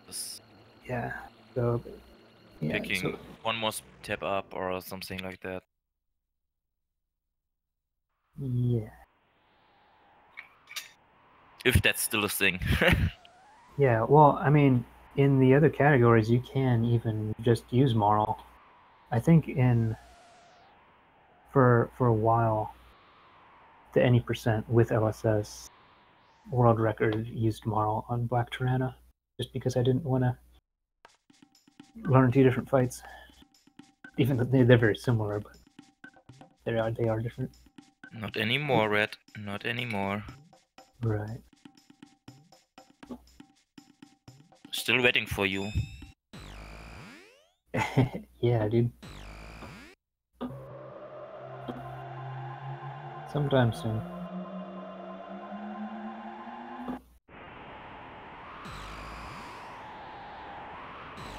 Okay, so the route will go ahead and diverge once we hit Zeal. The any percent category turns right around once we reach the palace, but this category will go ahead and advance the story a little bit and charge the pendant so that we can unlock some, so we can unlock the Swallow Sword.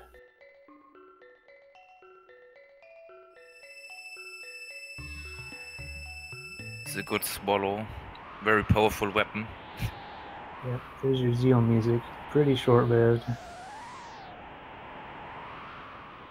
Yeah, the Swallow is really, really strong. It's a late game tier weapon.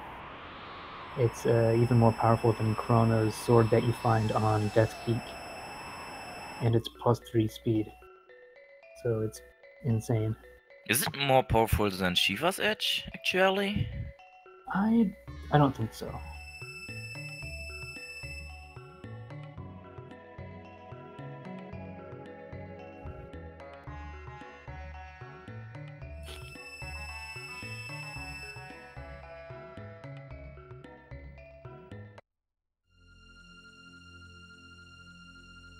Alright, so we're gonna talk to this specific NPC right here.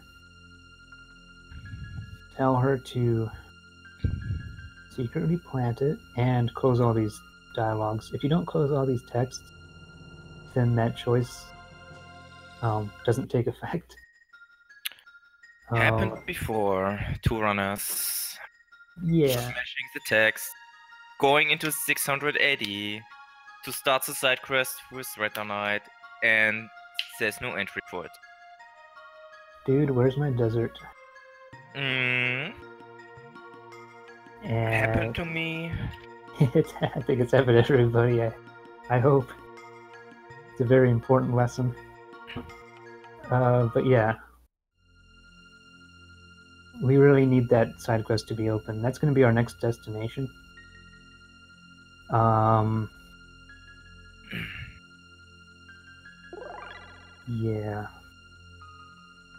So yeah, I don't want to get too far ahead. But okay.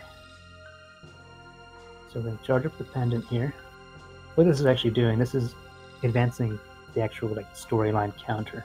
So some things in the world are now changed because the story is further.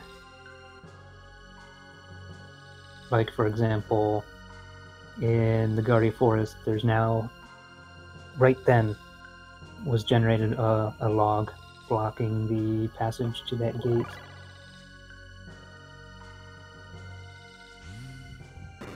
And some other things I don't remember right now.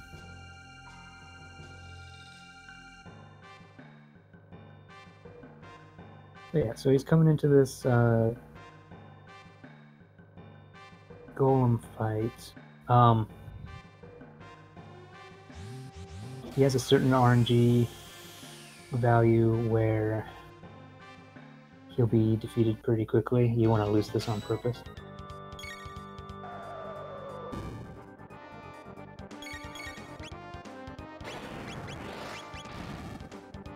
Oh, in the past,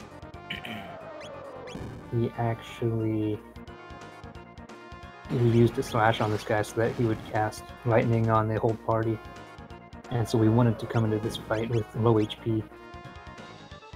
So like playing it safe on Black Tyranno was not really an option. It would lose time, rather. But I guess it doesn't matter anymore. Which is nice.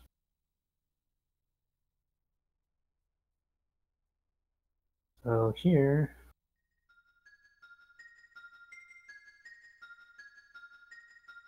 That little dude want to save us for some reason.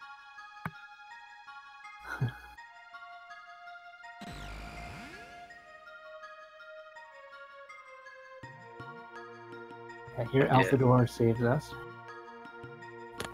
Alphador's pulling the strings here. But unfortunately we're going to get kicked out of Zeal. And the only way back is would be by returning to the future and finding the Epoch. And even then you can't get back to Zeal. You have to climb Mount Woe, defeat another boss in order to turn the power back on to the Skyways. And so, in other words, what I'm getting at is, if you don't plant the seed that opens up the sunken desert, you can't. Yeah. You can press the reset button and try it again. Yeah.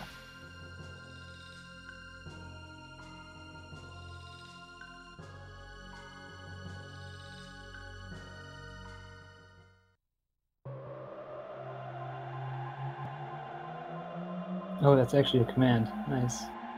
Yeah. Someone's watching out for us. I don't mind answering the question, but...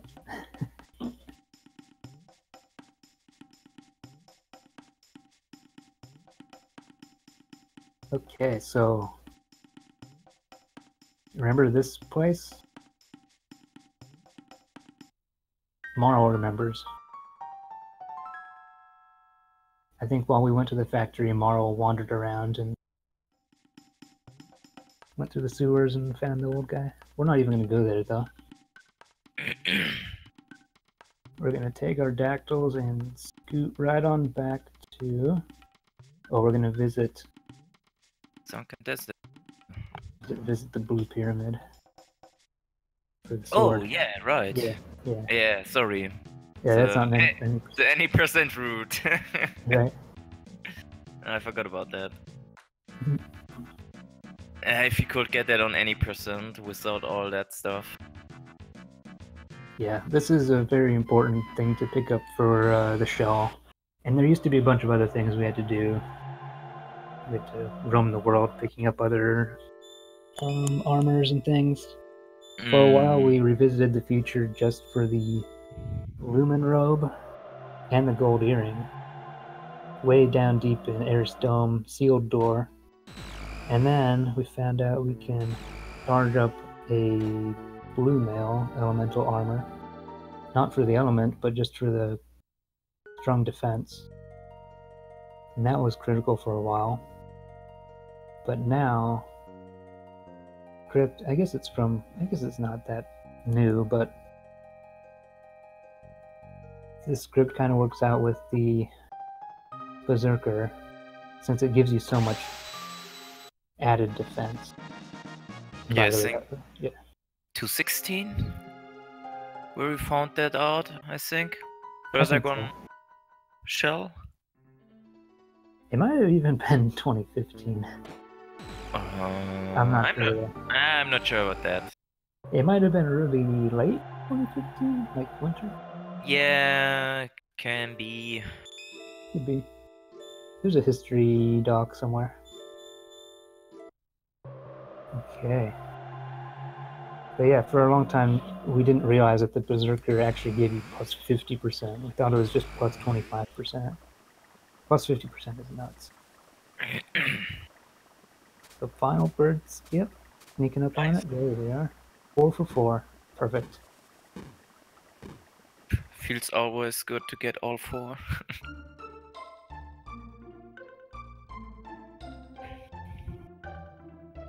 No, I mean a history document. History doctor.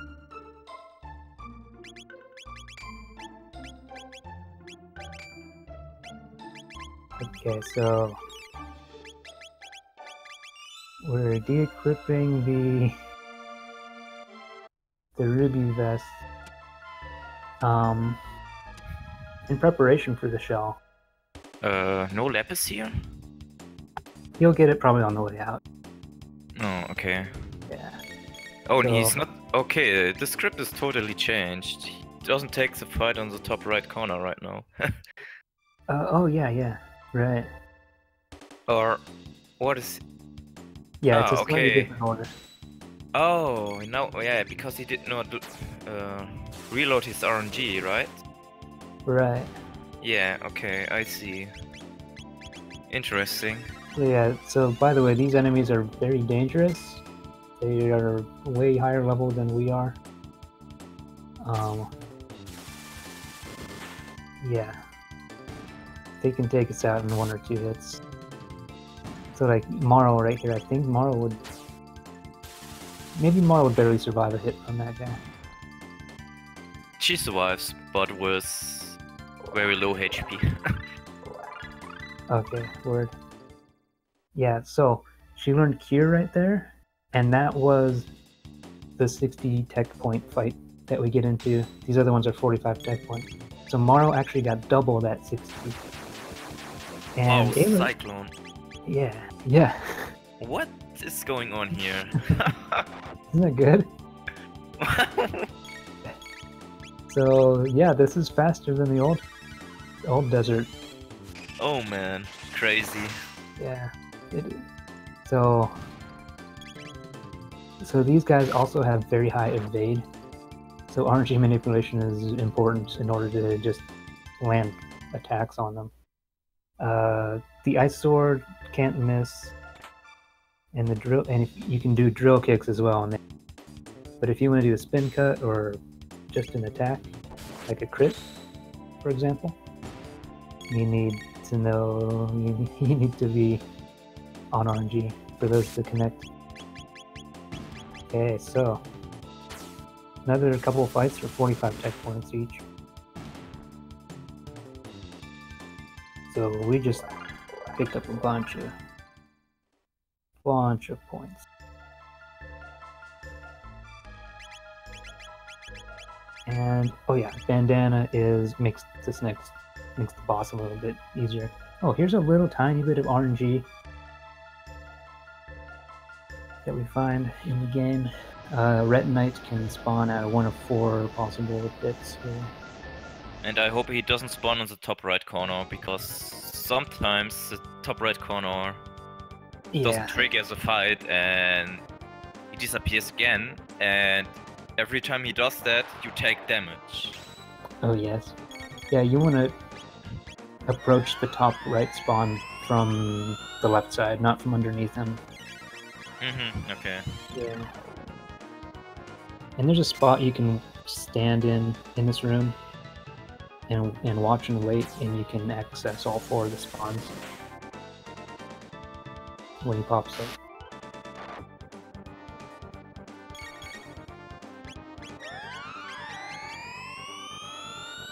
So this is a pretty scary boss fight. So there's 3 parts to him.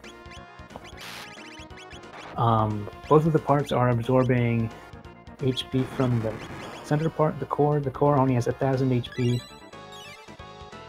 If the parts absorb all the core's HP, or if you accidentally target it, the core is the default target, by the way, so a little bit spooky. If the core dies, things get really messy. The other parts raise their defense, their speed, and they start doing really mean moves. And you... But it's still better than a core that runs away. well, yeah, I guess. Well, I mean, you can handle one part.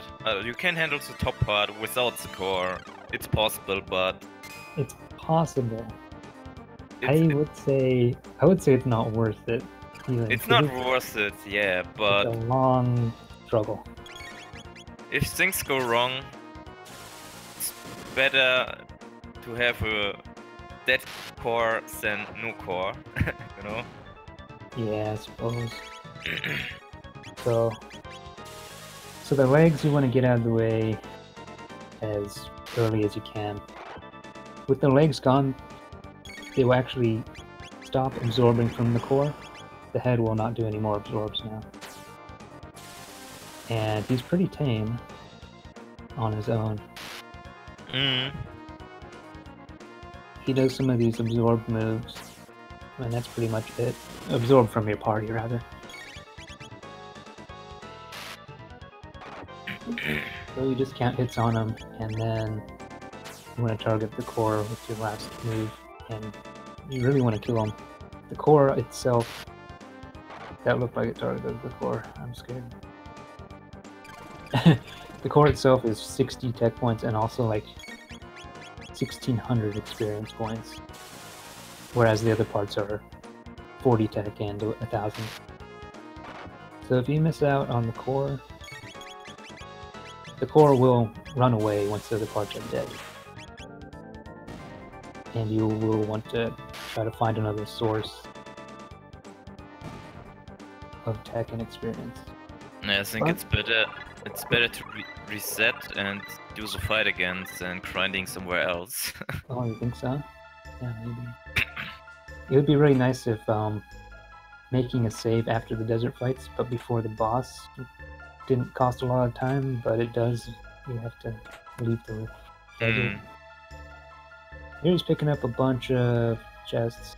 The sand is pushing you all over the place, but you can kind of get a feel for a fast route through it.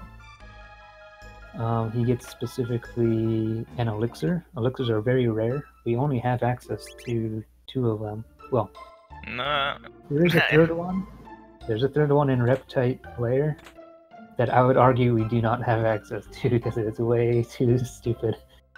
Try to wait for those guys to dig the holes. The question is, when are we going to manip that? No. That's the answer. Please, we also said no to slime minute. Well, but 88 possible, J. Possible, sure, but yeah. There's I've tried to I've tried to script the RNG for Nizbel after those fights down there in those other holes, and it really, I didn't like it. I don't know. Some project for somebody else. Maybe someday. The task does it, though. Should mention that. Anyway, so we gave Robo to Fiona for a little bit in order to do this hard labor. And I think this is what they were designed for, by the way. Have you ever seen robots just spontaneously turn into farm equipment? I think that's what they were made for. Yeah, I think so too. Do you want to mention why? I mean, of course, we're going for Reta Knight fight because of the XP and tech, but we also do it on any person and we don't need the tech and the XP. Do you want to mention what we are getting there? Or why we are going over there? Getting the tech points? No, getting the green dream? Oh, green dream. Oh, the green dream. Yeah. So, okay. Yeah, I was on the topic of elixirs. So we're coming to the castle here for the second elixir. And there is a prize we're going to get from the desert side quest called the Green Dream. It's an accessory, and it auto-revives the character. It's kind of buggy as well, in that when all your characters die, and then this Green Dream revives you, the game doesn't quite catch up with the fact that there's any party member that's targetable, and that causes some bugs and and it's pretty broken and important kind of mechanic that you'll see in action, and I'll probably explain what's going on at that point. But anyway, you probably guess it's how we beat the game in under 3 hours.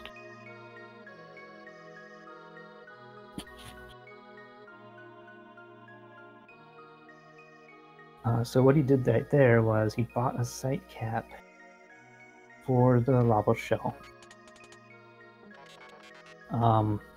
One of the strong moves that the Lavos shell does is the chaos thing.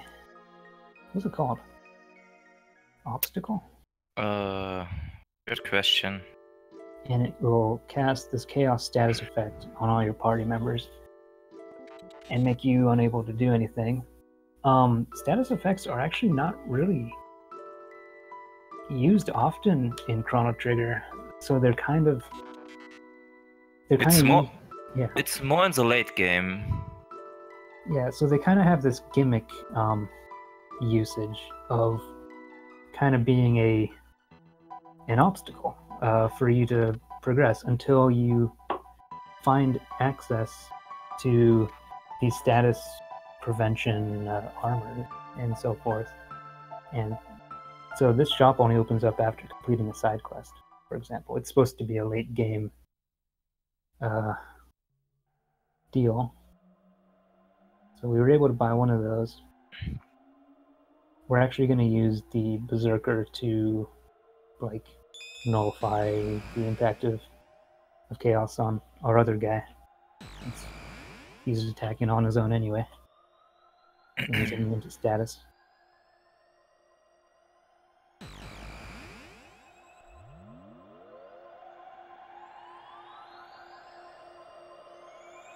Yeah, very spook. Here's something folks probably didn't realize. We didn't even realize in the speedrun community till a couple years ago. But all the passwords that the game asks you to enter, you can just hold all the buttons on the controller.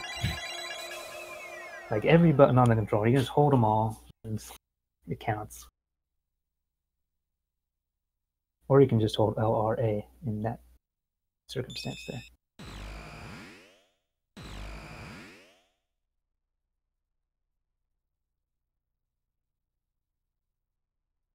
Yeah, save or kill the legs. It's kind of too bad that letting her die takes a long time. I mean, it's not too bad, but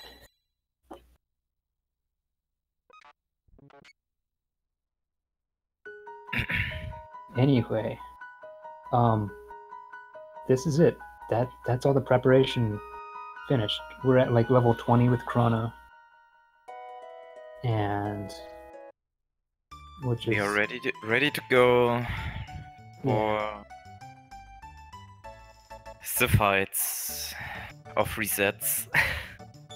yeah. So he's pretty sure he's on the right RNG for Lavos shell. Probably gonna save anyway. Probably a pretty good idea, but I won't tell him what to do. So let's see. So the Lavos shell. Yeah.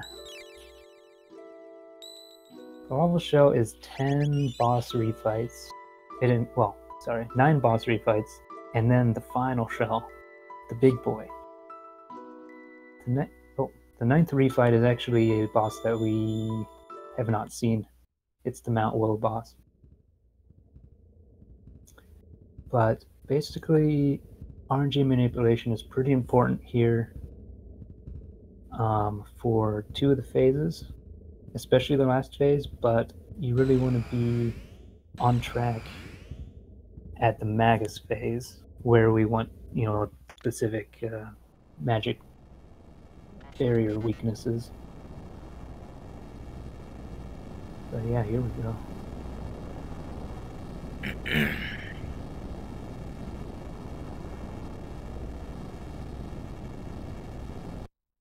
So the refights are about 20 minutes, I think. A little bit more. This fight should be 15 minutes. 15? Yeah. Okay. And yeah, the reason Marvel Shell skip saves even more time than that is there's a lot of preparation, including the desert fights, that we're able to skip too. We don't need the deck points.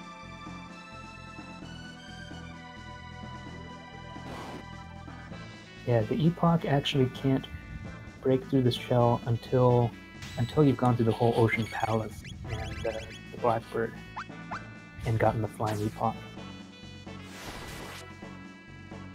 So, okay, yeah, so we're seeing Falcon hit here. Ayla learned Rock Throw from the Retinite Core. And so we have this really strong dual tech, which is based on Chrono's attack power, and that includes his sword, which is like an endgame sword, the Swallow. And he still has that +3 speed from the Swallow too. It's basically, we tried to route, the shell without the Swallow. Not gonna happen.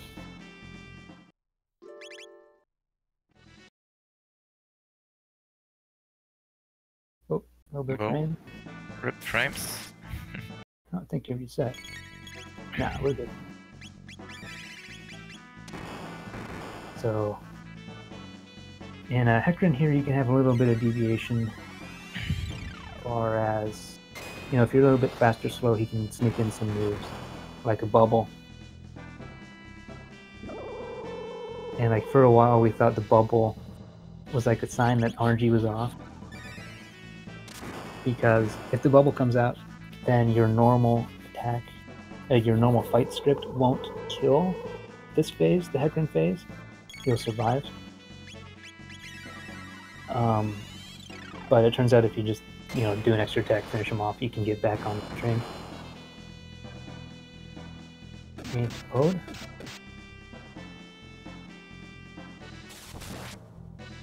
And he was hoping to skip that. Yes, indeed. I think it's possible to skip that. But that's fine. I think he just has to heal up a little bit extra now.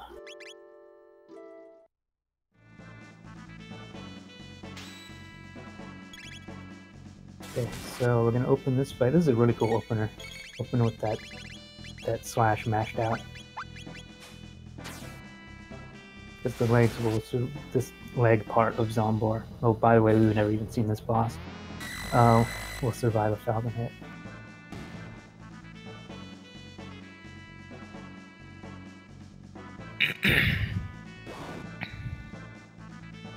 Now the fights actually start getting a little bit meatier. This is a cool berserk strat.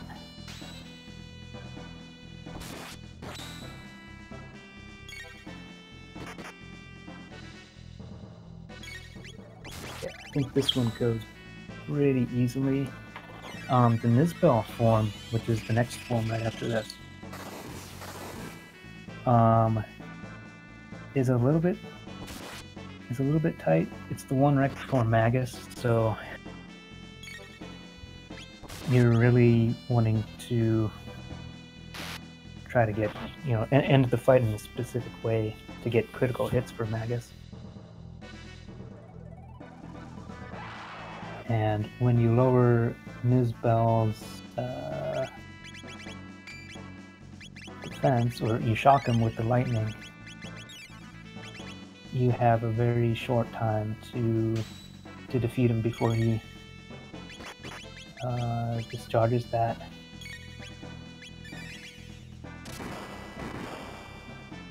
So much ice toss. Yeah, dude. Keeping that ice on up there.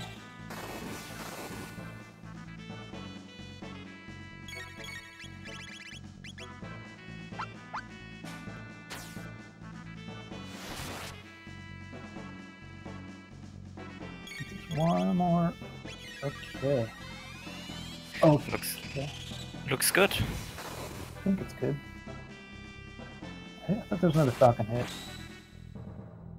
Yeah, there's another falcon. Yeah. Okay.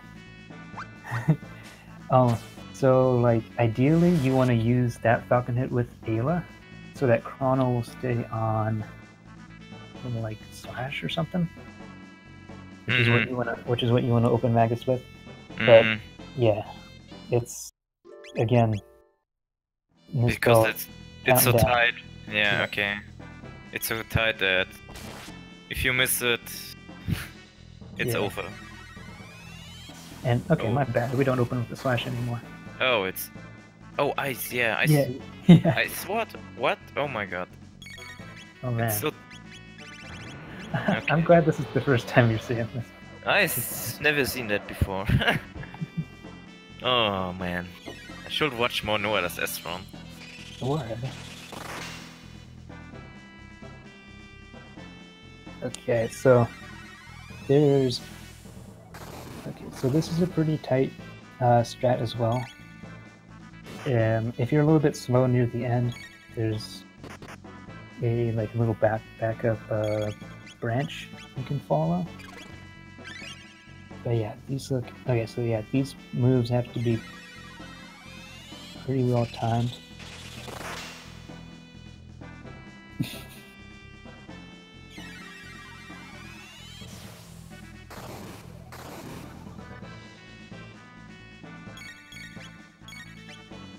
Okay, this looks really good. You might get the so with this RNG, you can get a dark matter and it can turn out fine, but I think it looks like you might be able to skip the dark matter here, which is a lot. It's a relief when you can. Okay, yeah, that was a bit tight. I sword before the casting the spell there, and he was able to do a whole lot of damage, like 1500. Wow. But I'm not sure. I think it might be an AI bug with the shell specifically, that he's so weak to the what magic at that point. Yeah, look at that. That was a sweet fight. Sick fight. So here's still provoke this thing to do, or? Yeah, I think the rest of these are what you've seen before. Ah, okay.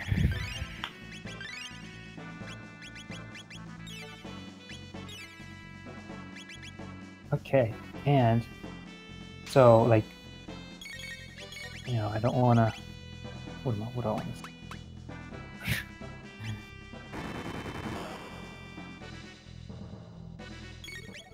This fight, this fight and the next one are pretty straightforward.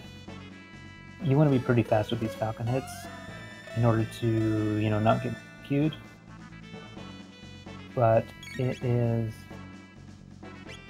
generally not too bad. We are on battle speed 1, so it's kind of a rush.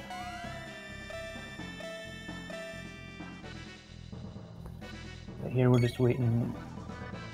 We did go ahead and put the Azala component to sleep. This is also the first time we use haste, right? Yeah, you're right, you're right. So we're preparing for the defense down by using those hastes. Marl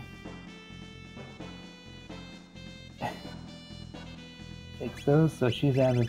So what goes on right there is she's now out of the way, so we're able to just mash the Falcon hits without having to switch over from her.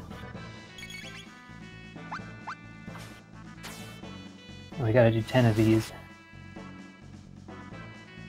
Because Black Chrono has a whole lot of HP, 10,500.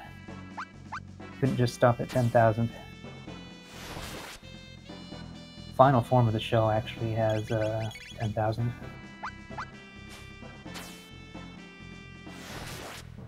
And the old strat for the final shell was to do 10 Falcon. It was just a Falcon hit festival. Yeah, I remember.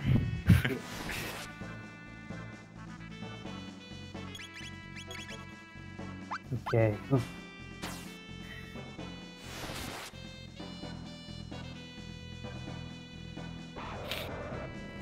Opening menu too early is like...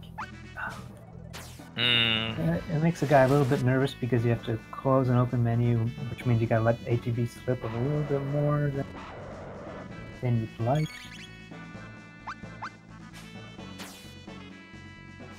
But I think he's got it. Yeah. You guys are gonna like the final party.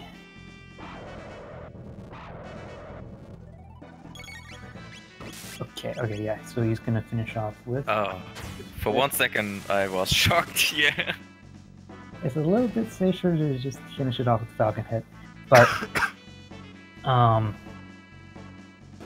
if you Falcon hit at the end and deal damage to the Azala part, then... he really busts, right? Yeah. And the reason for that is, even though you're not the one to kill Azala, the Tyranno part is triggering Azala's death, but Azala also checks to see, oh, the last thing that dealt damage, or the thing that dealt damage during this turn was the party, so we're going to counterattack the party, even though we weren't the ones to actually. Yeah, I understand. Yeah, it's really silly, and if that wasn't a thing, the fight would be safer.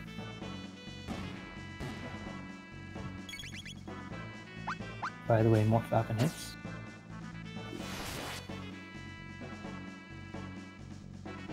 We're just letting Marl kind of rest up. She's got some more haste to cast coming up. Yep, she needs to prepare for the final fight. The final fight has gone through a lot of different strat iterations. It used to be that we would open the fight casting haste on Marl herself, so that then she could cast haste on Ayla and Chrono. And then we realized, oh, we can skip casting haste on Marl, and so we hasted the other two. And now we're down to only using haste on Chrono, I believe. Not on Ayla? No. Okay.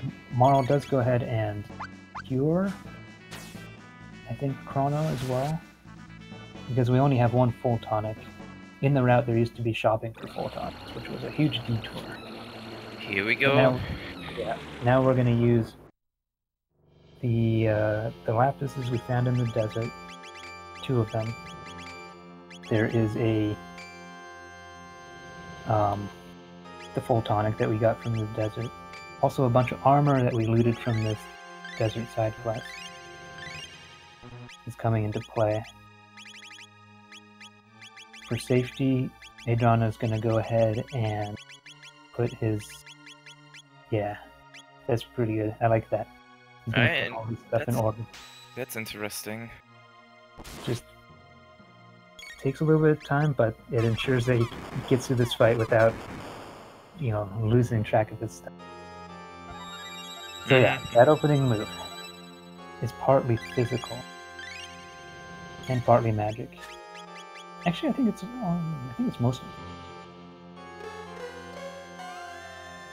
And so the Berserker actually is what lets you survive that opening move, the Destruction Rains. Here we have one heal that we picked up from the Cathedral, like early in the game, yeah. 3 hours ago.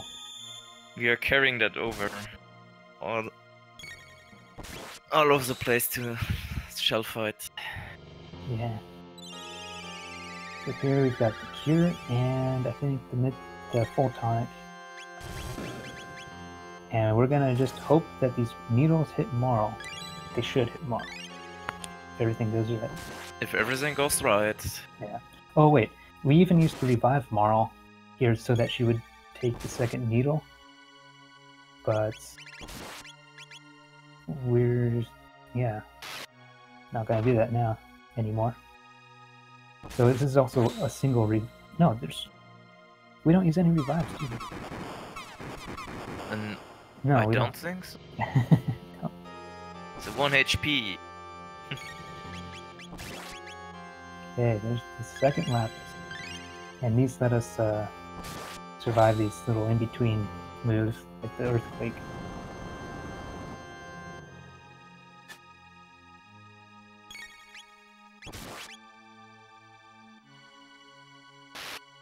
Okay, second cat attack. Now, needle hits. Here we go. Nice. Alright, so now we're at the mercy of the critical hit string. But, yeah. Should be fine. Nice. There it is. Yeah, not only the critical hit string, but that they don't miss. That's another thing. Yeah. But it's Otherwise he's using needle again, I think. It would be a destruction rain coming up. Yeah, destruction rain. Yeah.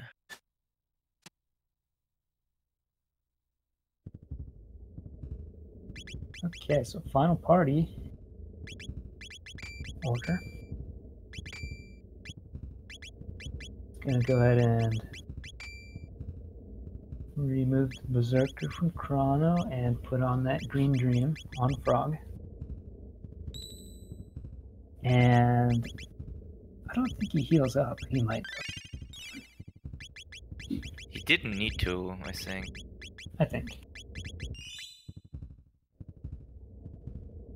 If Frog is low HP, then the this next trick coming up won't work for some reason, but... Yeah, but Yeah. it's only red HP, I think. Well, it can be a little bit above red, and that's where it gets tricky. Oh, it's like the 80s, I think. I had that in my PB before my best. Yeah. Dang. Yeah, I don't know. So anyway, here we have no chance of surviving this. So we're gonna just die and use the Green Dream to take one more action, and that action will be to... Yeah.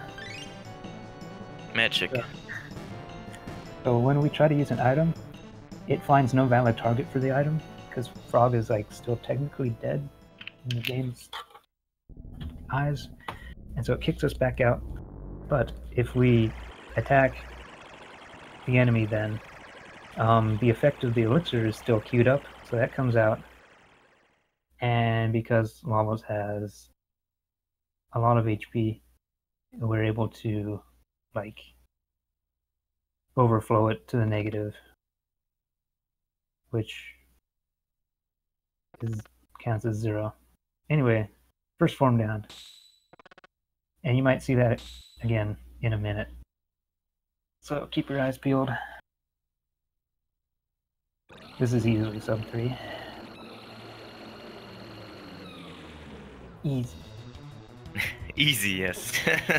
Oh, he got the menu push. So that actually saved like a couple 2 seconds. seconds? Two, So. 3? Something like that. Okay, so he casts an item with Frog. He could also attack. That's just to kind of reset his ATB. Because if you have full ATB when you die, you get sent back to 0. But if you have some ATB when you die, it doesn't get reset to 0. So he's going to die with a lot of ATB and do this elixir glitch. Yep, perfect. Yep. Look at that. 254. Nice. Awesome run.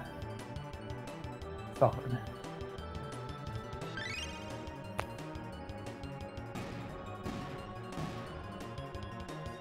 Yeah, so the time was on the final input there. It almost takes a while to decide whether to die, but he always does. Solid run.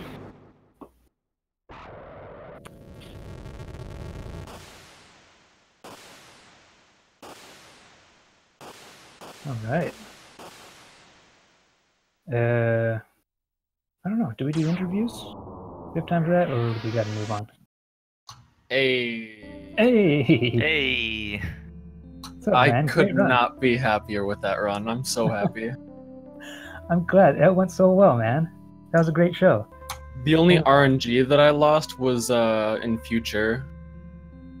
Yeah. Yeah. You hit the bugs. That one surprised me, too. That you- Yeah, me too. That was weird. But yeah, that was like perfect. I mean, aside from things. The boss skips in the mid game were kind of sloppy. Oh yeah, that's right. Yeah, happens. I lost probably the most of my time right there. You gave me time to explain what was going on, though. I appreciate it.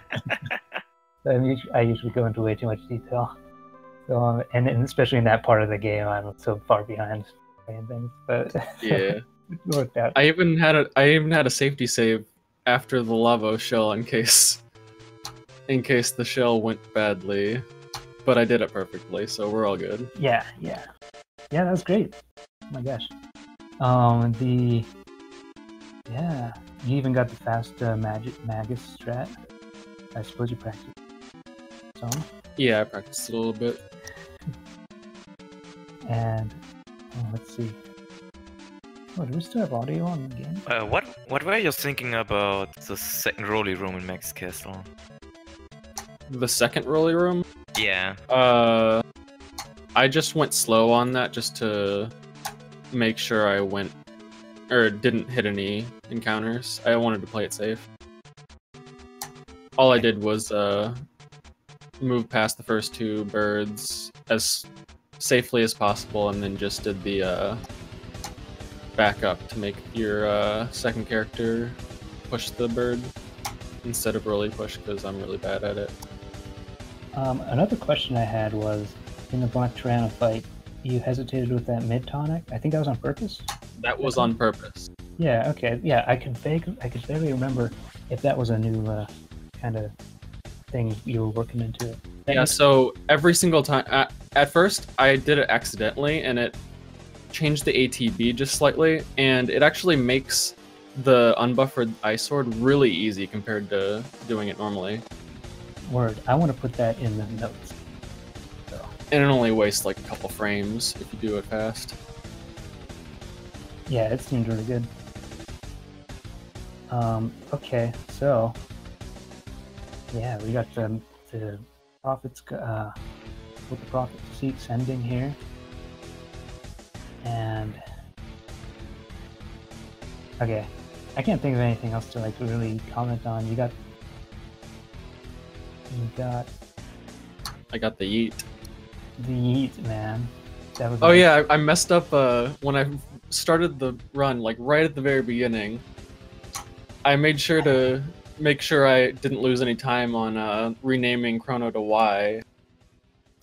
but then I accidentally pressed A and start at the same time and put a little parenthesis at the end, and it lost so much. Yeah, we might have noticed that. It was a little bit extra flair. It was nice. It was neat.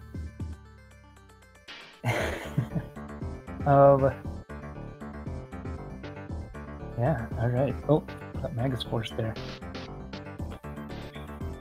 Okay, well, Aedrana, thank you so much for that run, man. That was so cool to watch and commentate. Thank you guys for commentating. That's awesome. And thank you, Avance, for joining me. I really appreciate that. 3 hours is a... Yeah. I start to run as... Yeah, thanks Aedrana too for the run, and thanks Red for commentating. Yeah, thank you Speed Gaming, thank you staff. Really appreciate you guys putting on this event and all the volunteers. And yeah, I'll catch you on the next Chrono thing. Next run is Terra Enigma, I think, from Zatox. So have fun with that. Have a nice day, everybody.